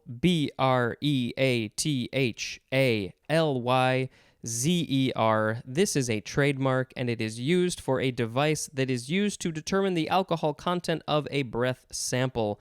Not to get too personal, but have you ever had to take a breathalyzer? I don't think I have. Now that you ask me that. But wait a minute. You said it was a capital B and it's a trademarked word, so it's like Kleenex and Frisbee. Right. I had no idea. I didn't know it was a capital B. Yeah, I don't think I did either. I actually did use a breathalyzer once. Um, I'll see if I can give the short story of this. I was not drinking. I have to put that Mm-hmm. right up at the front. I was driving. I was not drinking, but I was driving some people who had been drinking, and Mm-hmm. I accidentally I didn't have my lights on. I turned them on too late. And a cop saw that, and of course it was a Saturday night in a Mm. small college town, and a cop saw that and pulled me over. and said, I smell some alcohol, and of course it wasn't me. And they said, would you be willing to take a breathalyzer test? And I said, yes, I absolutely would, because I knew that I had not been drinking. So of course it was fine, and I went on my merry way. But that was the one time Wow. that I ever had to take a breathalyzer. And did they make you also do the touch your nose and count backwards and walk on a No, line? I think because I had agreed to the breathalyzer and it came out, negative or zero or whatever, then they're like, Mm-hmm. he's fine. No need Okay. to pursue that further. Okay, so the moral of the story is don't drink and drive. Exactly. Please, Okay. please, and thank you. Do not do that. Yes, yes. All right. Well, we are on our last word, Oh but my. there's a whole bunch of definitions for it. It is the word breathe. Breathe. That one has an E. This Right. is a verb from the 14th century. We are Wow. starting with the intransitive definitions. So let's just get into it. 1A, to draw air into and expel it from the lungs. And a synonym, I don't think I'm really familiar with this word. It is respire. Oh, sure. Respire. I'm sure I've heard it, but it's not a word that Rest, is used. respiration, Yeah. Absolutely. respire. Yeah. Okay. And then it just says broadly to take in oxygen and give out carbon dioxide through natural processes, because that is what the body does. 1B, to inhale and exhale freely. Number 2, we just have the synonym live, just living, breathing. 3A is obsolete, to emit a fragrance or, oh, now this is interesting, fragrance or aura, aura. A lot of people say they can see auras around the body. I Yes. don't think that's exactly what they're talking about, but something related, similar. But of course, this is an obsolete form of this, so people don't really use it in that way anymore. Then Hmm. we have 3B, to become perceptible, be expressed, as in a personality that breathes and that distinguishes his work. And that is a quote from Bennett Schiff, Hmm. Schiff. Hmm. Number 4, to pause and rest before continuing. 5, to blow softly. 6, to feel free of restraint, as in needs room to breathe. We all need room to breathe these days. Number 7 is talking about wine, to develop flavor and bouquet by exposure to air. Uh, are you a wine drinker by any chance? I drink wine. Yeah. Yeah. I don't really let it breathe. I just open the bottle and drink it. Though. Yeah, There. And I drink cheap wine. So, sure. and I'm at the point in my life as a woman where, as a younger woman, I always poo pooed this. But yeah, now I put ice in the white wine. Oh, So, okay. My yeah. parents do that. Right. Okay. Well, we bought one of those small, cheap. Uh, I can't even think of the appropriate name for it right now. It's the I know thing what you that mean. you pour the wine into it, and it pulls the air in, it oxygenates it. Like an Yes, aerator or yes, something? it's an Okay. aerator. Well, it makes this bubbly sound, so we always call it the farter. Um, but anyway, so my wife drinks red wine on occasion, and every once in a while we'll do a test where we'll pour a little bit pre-farted, as we say, Yes. before we use the aerator, and then we'll pour a little bit afterwards. And it really is surprising how much it changes. It sort of just Oh, it rounds it out and does. it softens it. Yeah, it's pretty Oh, interesting. And it's sort of just it's quickening the process of making it breathe. huh. Yeah. I thought you were going to say the opposite and say, yeah, there's really no difference but okay. It depends on your palate. I don't have a very good palate with wine, but I can even tell a little bit of a difference. And I think those Huh. who are really experienced with wine can probably notice a lot more. But, it's all personal preference if you even which one you Totally. care. Yeah. Or which one you like. I agree. Yes. All right, we've got some more definitions here. We have 8A, still in the intransitive definitions, to permit passage of air or vapor, as in a fabric that breathes. That's a callback to the word breathable. 8B is of an internal combustion engine, to use air to support combustion.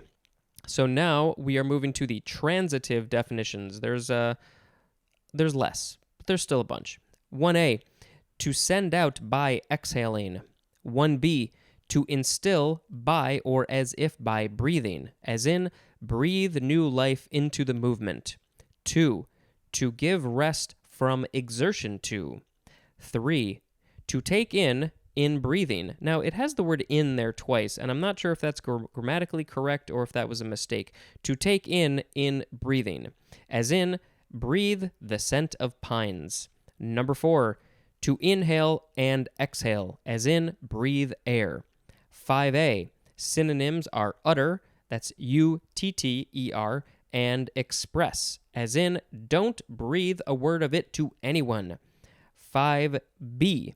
To make manifest, and a synonym is evince, evince. I am not familiar with that word, as in the novel breathes despair.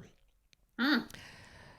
And here we go with a couple phrases. Breathe down one's neck has two definitions. Number 1, to threaten, especially in attack or pursuit.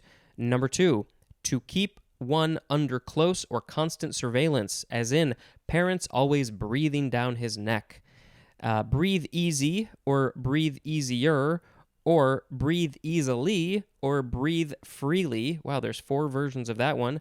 That means to enjoy relief, as from pressure or danger. Mm. What do you think about the word breathe? Well, geez, Louise. Interesting that freely, though, breathing easily, breathing Mm-hmm. freely came up, especially during these times of COVID where, we're kind of, there's a lot of anxiety and stress. I mean, you're still breathing, even if you're breathing in a raggedy manner, you know what I mean? Yeah. So, but a lot of these definitions incorporate the word freely in there. So I thought that was interesting. And then we're seeing the word fragrance. You said that was maybe a version that's no longer is Yeah, now it's obsolete. obsolete, Mm-hmm. but that's intriguing. And then the combustion thing. What the heck? That was in an engine. Yeah, like an engine, a combustion engine in a car. I don't know about car stuff, but yeah, it's. I guess they probably use that term when it's bringing in air to support combustion, as it says. Hmm, I don't know. fascinating. That's a word right there. Many Yeah, definitions, and I'm just happy to be breathing. And me too. So I'm going to quickly read the words once more, and then you get to choose a word of the episode. So we had breast drill, breastfeed, breastplate, breaststroke, breastwork, breath, breathable, breathalyzer, and breathe. Which one do you like? I'm gonna go with the last one there, Spencer. I'm gonna go with breathe. You know what? Because there's just go Sorry, I on. totally interrupted you. No, go on. Were you gonna agree? Yes, I picked that as my word of the episode too because um, we all take this for granted. We take this thing that is happening in our body with our lungs, this breathing in and breathing out. We take it for granted. I remember being in like a 7th or 8th grade science class, and it was about we had to figure out which of the body things are automatic, which ones do we not control, like heart beating, but which ones can we control, like moving your arm or something. And we had a whole discussion about breathing because it's one of those weird ones that it happens on its own, whether you're aware of it or not, but then you also have complete control over taking a big breath and letting it out. And so I think that's just interesting in and of itself. But also, um, if you are feeling stressed, if you are frustrated in some way, if you just take a moment and take one deep breath or 5 deep breaths or 5 minutes, whatever it is, it's surprising how much that'll help. It's very meditative. I don't do it as often as I should, but it's really amazing how much just being very conscious of your breath, even just for like 3 breaths or something, is really helpful. Oh yes, I'm nodding my head with everything that you're saying there. I can And see. I can see. a huge, you can see, a huge part of voice training for actors is paying attention to when you're holding your breath. And if you do that, if you just spend a day, when am I doing that? You know what I mean? It's fascinating to realize how often when you're working out and you're doing something hard and you're holding your breath, then it's just breathe. That's my advice to everybody. Breathe. Yeah. This is one of my favorite words, I think, probably in this whole book. Wow. Carrie, what do you have to plug? We've already mentioned your podcast in another room. Yes. Where can people find you on social? What have you got? They can find me on the YouTube. I have a channel called Random and Confusing, and there's a web series on there called Catspiration. I have another web series that is on just a generic YouTube channel that isn't specially named. That's called Lunch Break Star Wars. I'm on IMDb. My last name is spelled Wieder, I before E, and Carrie is Kerry. I have an Instagram, but I don't use it these days. I'm on Twitter a lot. So yeah, hit me up, find me, let's connect and talk about words we love. And hire her for your next project if you have something. Oh yeah, I'll sing, I'll act, I'll direct, I'll do whatever you want. She'll write Yeah. you a jingle. I'll write you a jingle. I'll write you a whole song, I got time on my hands. Sadly. Somehow I'm more busy. I think with 3 podcasts, that's like a whole part-time job right there, in addition to my full-time job. Wow. Geez, Louise. Well, more power to you. Keep breathing there, Spencer. It's Keep fun. breathing. Yes. I do find that I often hold my breath and I'm like, what are you doing? Just breathe. Just breathe. Yeah. Yeah. All right. Well, we are going to end this episode there, and then we are going to record a Patreon exclusive. So if you want to go hear us talk about a word, we'll probably do at least one more in the future as well, because Carrie, she's got some words that she likes, and we're going to talk about them. I love words. She loves words. So thank you very much for listening, and until next time, this is Spencer and Carrie talking about words in the dictionary. Goodbye. Hello, word nerds. Welcome to the dictionary. You have been so lucky because you've had 3 guests in the last 2 or 3 weeks, so that's pretty awesome. I think going forward I'll probably try and stick to maybe only 1 or 2 a month, but it just happened this way. They were available and we did it. And I've actually already been in talks with somebody else to record something maybe in the middle of October, maybe airing at the beginning of November. Let's see. So the first word in this episode is breathed. It looks like breathed, but it is breathed. Breathed, adjective from 1580. 1. Having breath, especially of a specified kind, usually used in combination, as in sweet-breathed. That makes more sense. And then number 2 is the definition for the word voiceless. I am clearly not voiceless. Next is breather. Noun from the 14th century. 1. One that breathes. 2. A break in activity for rest or relief. 3. A small vent in an otherwise airtight enclosure. Next is breathing. Noun from 1746. Either of the marks. Let's see. We have the.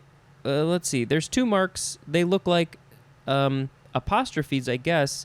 One of them definitely looks like apostrophe. The other one sort of looks like a backwards apostrophe, but it also just looks like a small C. So either of the marks, backwards or a C, and the apostrophe, used in writing Greek to indicate aspiration or its absence. So in Greek, I guess, if you see those marks, it means you either need to take a breath or don't take a breath. I don't know.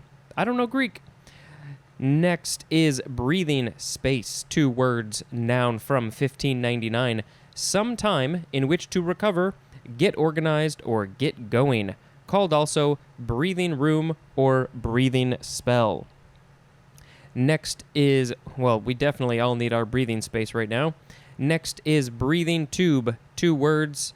Oh, this has come up a lot recently too. Noun from 1969. A tube inserted, as through the nose or mouth, into the trachea to maintain an unobstructed passageway, especially to deliver oxygen or anesthesia to the lungs. I think I've had this before. I've had a couple of relatively minor hernia surgeries, and I'm pretty sure that I had a breathing tube because I think, if I remember correctly, at least one of the times my throat was kind of sore afterwards, and I think that was because of the breathing tube. But luckily, I was never awake when they either put it in or took it out, so that's good. Next is breathless. Adjective from the 14th century. 1A, not breathing. Similarly, we have 1B. The synonym is dead. 2A, panting or gasping for breath. 2B, gripped with emotion, as in breathless in anticipation. 2C, synonyms are intense and gripping, as in breathless eagerness, also as in breathless prose, Prose. 2D, very rapid or strenuous, as in go at a breathless pace. 2E, marked by intense or unremitting activity, as in a breathless schedule. 3, oppressive because of no fresh air or breeze. Breathlessly is an adverb and breathlessness is a noun. And Breathless, I think, is the name of a movie from the 60s or so. I think I saw it in film school. Don't really remember it all that well, so I should probably rewatch it. But go watch it. It's a classic. Next is breathtaking. Adjective from 1877. 1, making one out of breath. Making one out of breath. Number 2A, synonyms are exciting and thrilling, as in a breathtaking race. 2B, very great. Synonym is astonishing, as in his breathtaking ignorance. Breathtakingly is an adverb. Next is breathy. It's the word breath with a Y. Adjective from 1883. Characterized or accompanied by or as if by the audible passage of breath. Breathily is an adverb, and breathiness is a noun. Next is breccia. Breccia. We are done with all the breath words. This is a noun from 1774. A rock composed of sharp fragments embedded in a fine-grained matrix, as sand or clay. This is an Italian word. Maybe we can find a picture, because I want to see what this looks like. Breccia. Now we have brecciate. Brecciate. This is a verb from 1772. It's a transitive verb. Number 1, to form into breccia. And then they give the example of rock. To form rock into breccia. 2, to break rock into fragments. Brecciation is a noun. Next is breed. Brede. Noun from 1640. It is archaic, and we have the synonym embroidery. So this is a variation of the word braid, which we had. I think that was actually the episode that aired the day that I am recording this, which is September 18th. It's a form of braid, a variation of braid. Next is, bread in the bone. Bread is B-R-E-D, and then there are hyphens in between the words. Bread in the bone. Adjective from the 15th century. 1, synonym is deep-rooted, as in bred in the bone honesty. Number 2, synonym is invertebrate. No, inveterate. I thought it said invertebrate. Inveterate. Inveterate, as in a bred in the bone gambler. Next is breech. Breech. Noun from before the 12th century. 1 is plural, and it has a different pronunciation. Breeches. Breeches? That's the plural. Also breeches. So we have 1A, short pants covering the hips and thighs. Oh, okay. Short pants covering the hips and thighs and fitting snugly at the lower edges at or just below the knee. Breeches. But how did they spell? I thought that was spelled differently. I guess it's Breeches. And then we have 1B, the synonym is pants. Breeches. Or I guess some people call them breeches. Now we have 2A. So this is back to just the regular word breech, I think. 2A, the hind end of the body. Synonym is buttocks. 2B, synonym is breech presentation, which that'll be in the next episode. Breech presentation. Also, a fetus that is presented breech first. Yes. That's when they're flipped around, where they're not coming out head first. That's a problem. 3, the part of a firearm at the rear of the barrel. Let's see. The etymology says, this is from Old English brec or breek, which is the plural of brock, which is a leg covering. That's related to our pants definition. Akin to the Old High German bruo, which means breeches, and from Latin bracca, which means pants. So that must be why when the fetus is presented breech first, it's talking about its legs. They're not wearing pants. Babies aren't wearing pants, but they got legs, and the pants go on the legs. So that's why that is that. All right. Moving on to breech block. One word, noun from 1881. The block in breech-loading firearms that closes the rear of the barrel against the force of the charge and prevents gases from escaping. Next, we have breech cloth. One word, could also be breechcloth. Noun from 1793, and we have the synonym loincloth. Next, we have breech clout. C-L-O-U-T. This is all one word, noun from 1757, and we also, again, have the synonym loincloth. So breechcloth, breechcloth, or breech clout all basically just mean loincloth. Next is breech delivery, so I think this is going to be similar to breech presentation. This is a noun from 1882, a delivery or just delivery of a fetus by breech presentation, called also breech birth. And then our last one, breech birth is not in here. Otherwise, we would have read it. The last one is breeches buoy. Could also just be breeches buoy. B-R-E-E-C-H-E-S, second word, B-U-O-Y. This is a noun from 1880.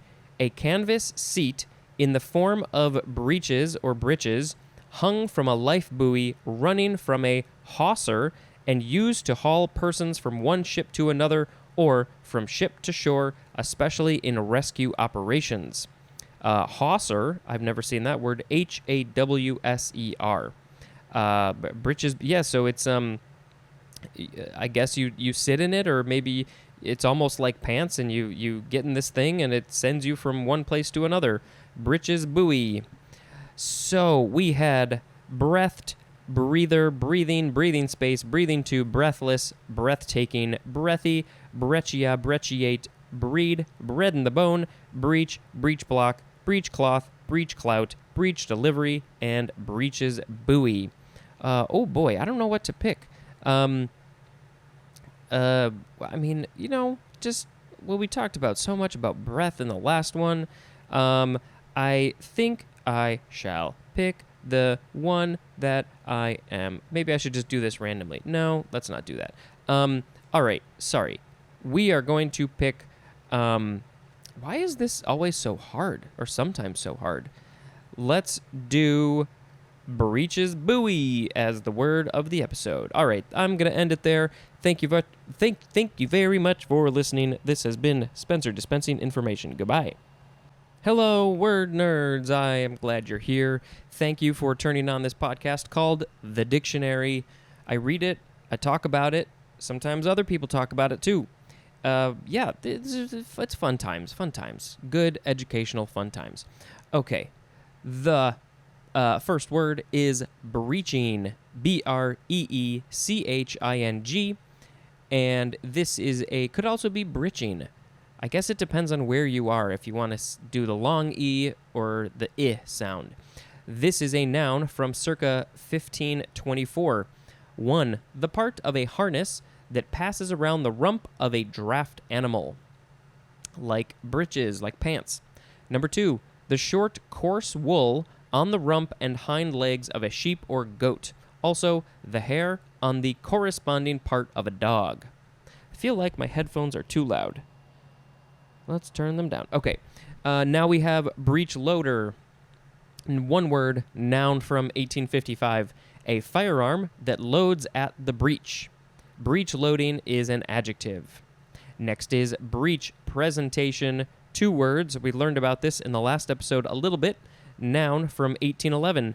Presentation of the fetus in which the breech is the first part to appear at the uterine cervix. So yeah, I think that's just supporting what I thought, which is basically the legs or the butt is the first part to appear. Okay, next is breed, B-R-E-E-D. First form, verb, could also just be bread with 1 E. Bread or breed. It is a verb from before the 12th century. We are starting with transitive. 1, to produce, offspring, that's in parentheses, by hatching or gestation. 2a, we have the number 1 definition for the word beget, B-E-G-E-T. 2b, synonyms are produce and engender. It's the word gender with an E-N at the front, as in despair often breeds violence. 3, to propagate, plants or animals, sexually and usually under controlled conditions, as in bred several strains of corn together to produce a superior variety. So that is why we had breed, also bred. I guess that's the past form, and then the present form is breeding. Okay, now we have 4a. Synonyms are bring up and nurture, as in born and bred in the country. Next is 4b, to inculcate by training. Inculcate, I-N-C-U-L-C-A-T-E, inculcate, however you want to say it. As in, breed good manners into one's children. Now we have 5a.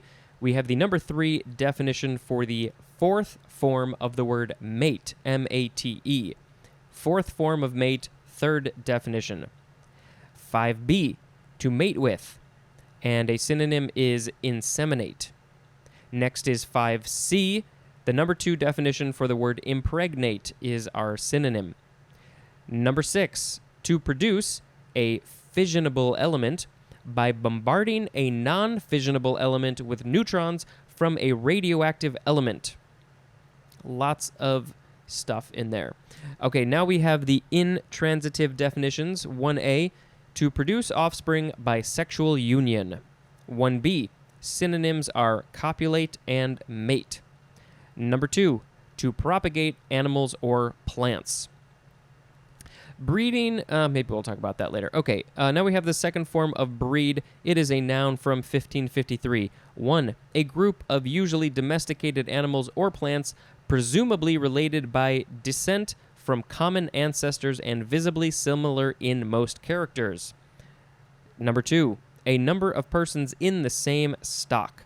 3, synonyms are class and kind, as in a new breed of athlete. So breeding is an interesting thing. In terms of animals, dogs especially, I think it's super fascinating that all dogs came from wolves, either accidentally or by the human hand. They were bred. There were different characteristics, both mental and physical characteristics that people liked, and so they bred those dogs to make these specific breeds. So when people say pure breed, first of all, there's been a lot of inbreeding going on to keep that breed pure, quote unquote pure. But there's also a lot of problems with those dogs. There tend to be a lot of issues, genetic issues, because of all the inbreeding. They tend to be expensive. They also tend to just get sicker. And so I have so many thoughts about this. I personally do not believe in the act of breeding, so I'm sorry if I'm losing some listeners. I think that if you want to get a dog, you should get a mutt. You should rescue one, whatever it is. I can't support the act of breeding dogs. I just feel like it's that's as far as I'm going to go on that. But the fact that it has happened is fascinating because there are so many different dogs, dog types, dog characteristics, and they all came from wolves. I want to see somebody sort of do like a time-lapse animation or something to show, like, how did you get from a wolf to a pug? I mean, how did that happen?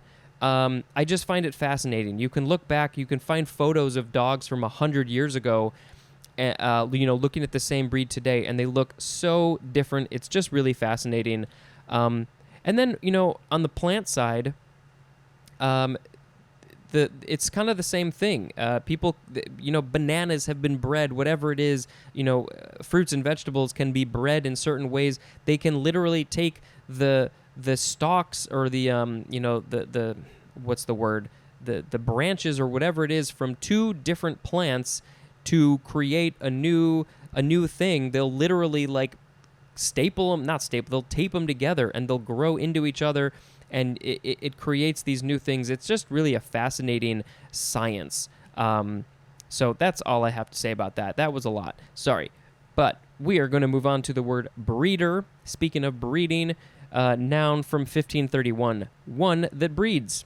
As A, an animal or plant kept for propagation. And B, one engaged in the breeding of a specified organism. C, a nuclear reactor designed to produce more fissionable material than it uses as fuel, called also breeder reactor.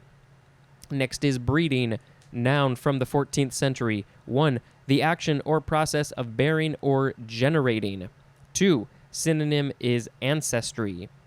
3A is archaic, and the synonym is education, as in, she had her breeding at my father's charge, and that is a quote from Shakespeare. 3B, training in or observance of the proprieties. Number 4, the sexual propagation of plants or animals. Next we have breeding ground, 2 words, noun from 1630. 1, the place to which animals go to breed. 2, a place or set of circumstances suitable for or favorable to growth and development, as in hurricane breeding grounds. Yeah, I know whales and probably other similar animals, salmon, they have a specific place that they go to every year, or maybe even a couple of times a year, depending on the species, what the animal is. They'll go to a place to breed. That's where they go. And, somehow they may never go back there until it's time to breed. And somehow they know how to get there. They have these crazy sixth senses. They're so much more in tune with nature than we are. It's really fascinating. All right, next we have breeks. Breeks. Noun, could also just be bricks. Noun from the 14th century. It is chiefly Scottish, and the synonym is breeches. So that's basically just talking about pants, I think. All right, let's see. That's good for that. Now we are moving on to the word breeze. First form, noun from 1626. 1A, a light, gentle wind. It's like the air is breathing on you. I wonder if that actually... No. Okay.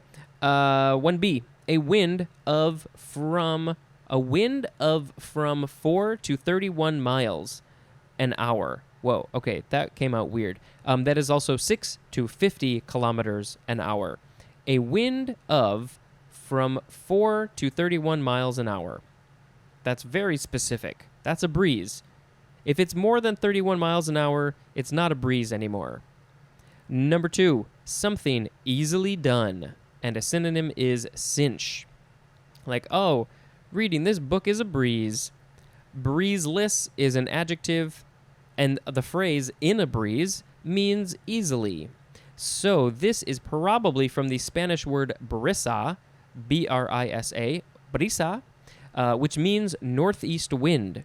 It's very specific that it's northeast. I mean, what about southwest or southeast or why don't they get any love? Do they have specific words for that? And then why did that one become the English word breeze? Or probably, because that's where it says probably from that. And what I was going to say before was, is the word breeze and breathe, breathe, are they related at all? It said a light, gentle wind. Like I said, it's like the air is breathing on us, and they sound very similar. So I wonder if that was if there was a connection there at all. Now we have the second form of breeze. By the way, breeze is the last word for this episode. We've got one more form after this one. But the second form is a verb from 1907. 1, to move quickly. No, to move swiftly and airily, as in breezed past the protesters. Number 2, to make progress quickly and easily, as in breezed through the exam. Also as in breezed to victory. That's that one. And then the third form of breeze is a noun from 1726, residue from the making of coke or charcoal. Coke? Which kind of coke are we talking about here? Residue from the making of coke or charcoal.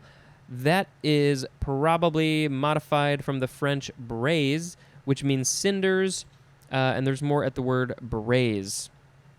Yeah, I've never heard of breeze used in that way. So we had breeching, breech loader, breech presentation, breed, breeder, breeding, breeding ground, breeks or bricks, and breeze. Well, I feel like even though I have mixed feelings on certain aspects of it, I think I'm going to pick the word breed as the word of the episode. We all exist because our parents and our grandparents and our great-grandparents, etc., they all breeded to make us the statistics, the chances of you specifically being here on this earth are incredibly rare and crazy. You are a direct line from the very first forms of life on this planet. How many ever millions or billions of years ago, every single one of us, we have a direct line back to that very original first form of life, which is pretty amazing. Whatever form that was, single-celled something, a weird amoeba thing, that line has never broken. And for those of us who do not have kids, we are breaking that line. We are not breeding. There's a lot of people on this earth, and I think we need to slow it down a little bit. But people are still good, so, some of you still want to breed, and that's cool. People are fine, just maybe not so many people.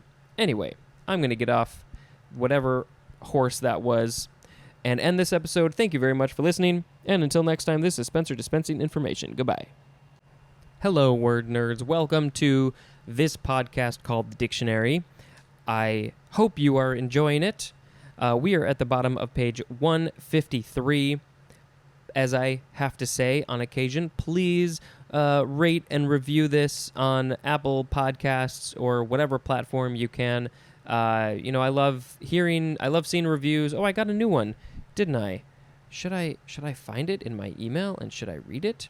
Let's do that. But yeah, please rate and review and go to... I'm doing two things at once, so my brain has completely stopped working. I am trying to find this email and kill time at the same time. But yeah, rate and review. You can become a Patreon. There are some exclusive episodes up there. There's a new one coming, although by the time this airs, it should already be there. And you can contact me in the email or Instagram or Twitter or Facebook or whatever it is. And I think that is it. And I can't find the email, so who cares? Means nothing. Although it does, because it gets more. This podcast gets more exposure. You can say how terrible you think this podcast is, but if you could give it 5 stars, that would be awesome, right? Okay, moving on to the first word, which is breezeway. Breeze and then way, all one word, noun from 1931. A roofed, often open passage connecting two buildings as a house and garage, or halves of a building. two halves of a building. Next is breezy. Breezy, adjective from 1637. 1. Swept by breezes, as in breezy beaches, also as in a breezy day. 2a. Briskly informal, as in a breezy essay. It's just very informal and breezy. 2b. Synonyms are airy and nonchalant, as in breezy indifference. I feel breezy, I think. Breezily is an adverb, and breeziness is a noun. I think we all need to feel a bit more breezy in our day-to-day life. Next is bregma. Bregma. What is this? This is a noun from 1578. The point of junction of the coronal and sagittal sutures of the skull. Okay, so let's look at the etymology first. This is from Latin, or it's a Latin word, front part of the head. That's what it means. From Greek, it's akin to the Greek word brechmos. They probably say that differently, which means front part of the head, and there's more, interestingly, at the word brain. Brain. So I know that there are... I guess the top of your skull is made up of, I think, 3 sort of plates. And when you were young, when you were a baby, all those 3 plates were soft, and there were spaces because it allowed the head to squeeze so you could be born. We talked about breech delivery. That would be the opposite of a breech delivery when you're born properly, head first. And then as you get older, your head starts to solidify. It's not so soft anymore, and the pieces, the plates, fuse together. So, what I'm guessing, because I do not know the science of this, I have not studied the skull or anything, I'm guessing that 2 of those plates are called coronal and sagittal, or something along those lines. The sutures, that's where they connect. Makes sense? I'm getting a look from the wife. Come back. Tell me what I got wrong. You have to get on mic, though. What's the word?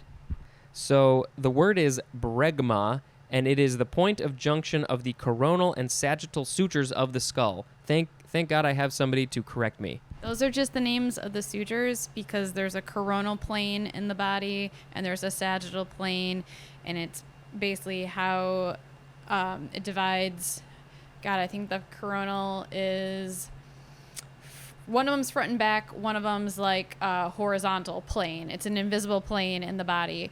That's not the name of the actual bone, the skull, the bones in the skull. That would be the frontal bone. You have parietal bone. You have 2 temporal bones. So you have more than just 3 bones that make up the skull. So I actually have never heard that term. But, yeah, you have sutures, and those replace the fontanelles, which are the soft spots that you're talking about. Yeah, anyways. Well, that was helpful, but I'm still super confused. So I'm a little confused, too, because it's been a very long time since I've had to deal with this sort of depth of anatomy, but much closer than you were. Well, yeah, no surprise there. So yeah, ignore everything I said before and just listen to what she said. Okay, we are going to move on to a crazy word in my mind. It is Bremstralang. Bremstralang. This is a German word, by the way. Bremstralang. Bremstralang. This is a noun from 1939. The electromagnetic radiation produced by the sudden retardation of a charged particle in an intense electric field, as of an atomic nucleus. Also, the process that produces such radiation. So, like I said, this is German, and it literally means decelerated radiation. Bremstralang. Moving on to Brent Goose. Brent, B-R-E-N-T, second word, goose, like the thing that goes honk. This is a noun from 1570. It is chiefly British, and we have the synonym brant, B-R-A-N-T, and I have no memory of what that is. So let's do a quick look. I am there almost. Brant is it's a bird. Okay, it's goose. Now we have brethren. Let's see, brethren. Yeah, a couple different ways. B-R-E-T-H-R-E-N. This is it doesn't say what it is, but it is the plural of the word brother. It's from before the 12th century, and it is used chiefly in formal or solemn address, or in referring to the members of a profession, society, or sect. Brethren. Now we have brethren again, but this time we have a capital B, noun from 1822. Members of various sects, that's S-E-C-T-S, originating chiefly in the 18th century German Pietism, P-I-E-T-I-S-M. And then it says, especially the synonym dunkers. Can't wait till the D's to find out what that is. Now we have Breton, capital B-R-E-T-O-N, noun from 1653. 1. A native or inhabitant of Brittany, B-R-I-T-T-A-N-Y. Number 2. The Celtic language of the Breton people. And Breton is also an adjective. And that's pretty much all it says about that. Now we have breve, B-R-E-V-E, could also be pronounced brev. This is a noun from the 15th century. 1. A note equivalent to 2 whole notes. Yeah, I think I've seen this in terms of music, but I don't know if I ever realized that there was a name for 2 whole notes together. It's called a breve or a brev. Number 2, a curved mark, and then it shows it, and it looks like it is a C, but it's rotated backwards 90 degrees, so it's a very small superscript C. It's basically pointing up. The points of the C's go straight up. So, a curved mark used to indicate a short vowel or a short or unstressed syllable. All right, this is from Middle Latin or Middle English bref from Middle Latin. It's the neutral version of brevis, which means brief, and there's more at the word brief. Next is, you can emphasize either syllable. It is brevet or brevet. Brevet or brevet. B-R-E-V-E-T. It is the first form. It's chiefly British. Noun from 1689. A commission giving a military officer higher nominal rank than that for which pay is received. This is from Middle English. It's a document. From Anglo-French, diminutive of the word bref, which means letter, and there's more at the word brief again, because it's probably very short. I don't know. Next is the second form of brevet or brevet. It is a verb from 1819, and it means to confer rank upon by brevet or brevet. Next is a word that can be pronounced 1, 2, 3, 4, like 5 different ways. Breviary, or breviary, or breviary, it's different ways. It's spelled B-R-E-V-I-A-R-Y. Breviary. It's not bravery, that's a different word. This is a noun from the 15th century. Number 1 is often capitalized, so we have 1A and then 1B. 1A is a book of the prayers, hymns, psalms, and readings for the canonical hours. And then 1B, the synonym is divine office. Number 2 is a brief summary. Oh, that's that. That's the end of that one. Let's see. Brevity, summary. Yep, that's good. All right, next is brevity. Brevity. Oh, God. Why did it take me so long to figure out what that word? Brevity. Noun from the 15th century. Shortness of duration, especially shortness of conciseness or expression. There is no brevity in this podcast. None whatsoever. Next is the word brew, B-R-E-W. It is the first form. It's a verb. I can pronounce that word real good. I'm good at that one. This is a verb from before the 12th century. We are starting with the transitive definitions. Number 1, to prepare as beer or ale by steeping, boiling, and fermentation, or by infusion and fermentation. I know some people who like to make their own beer, and I think that's cool. There's a lot of science behind it. I don't know any of it. I have seen make your own cider kits at home, which I think would be kind of fun. I'd probably throw in a bunch of sugar and tasty flavors, and everybody would hate it except me. 2A, to bring about. Synonym is foment, F-O-M-E-N-T. Or is it foment? As in brew trouble. 2B, synonym is contrive. 3, to prepare, as tea, by infusion in hot water. I've been making a lot more tea recently. I don't know why. It's just there. I'm working at home, and, you got to brew some tea sometimes. Some green tea, organic chai tea. I learned that if you do not get organic tea, you have no idea what is in there. There could be a whole bunch of chemicals, even though it's like all natural, whatever. Nope, you got to get the organic stuff. It's the best quality tea out there. Next, we have the intransitive definitions. There are 2 of them. 1, to brew beer or ale. 2, to be in the process of forming, as in, a storm is brewing. Brewer is a noun, and this is from Old English, brewon, akin to the Latin fervere, which means to boil. And there's more at the word barm, B-A-R-M. Second form of brew, it is a noun from circa 1510. 1A, a brewed beverage, as beer. 1B, a serving of a brewed beverage, as in quaff a few brews. Quaff is Q-U-A-F-F. 1C, something produced by or as if by brewing. 2, the process of brewing. Next is brewage.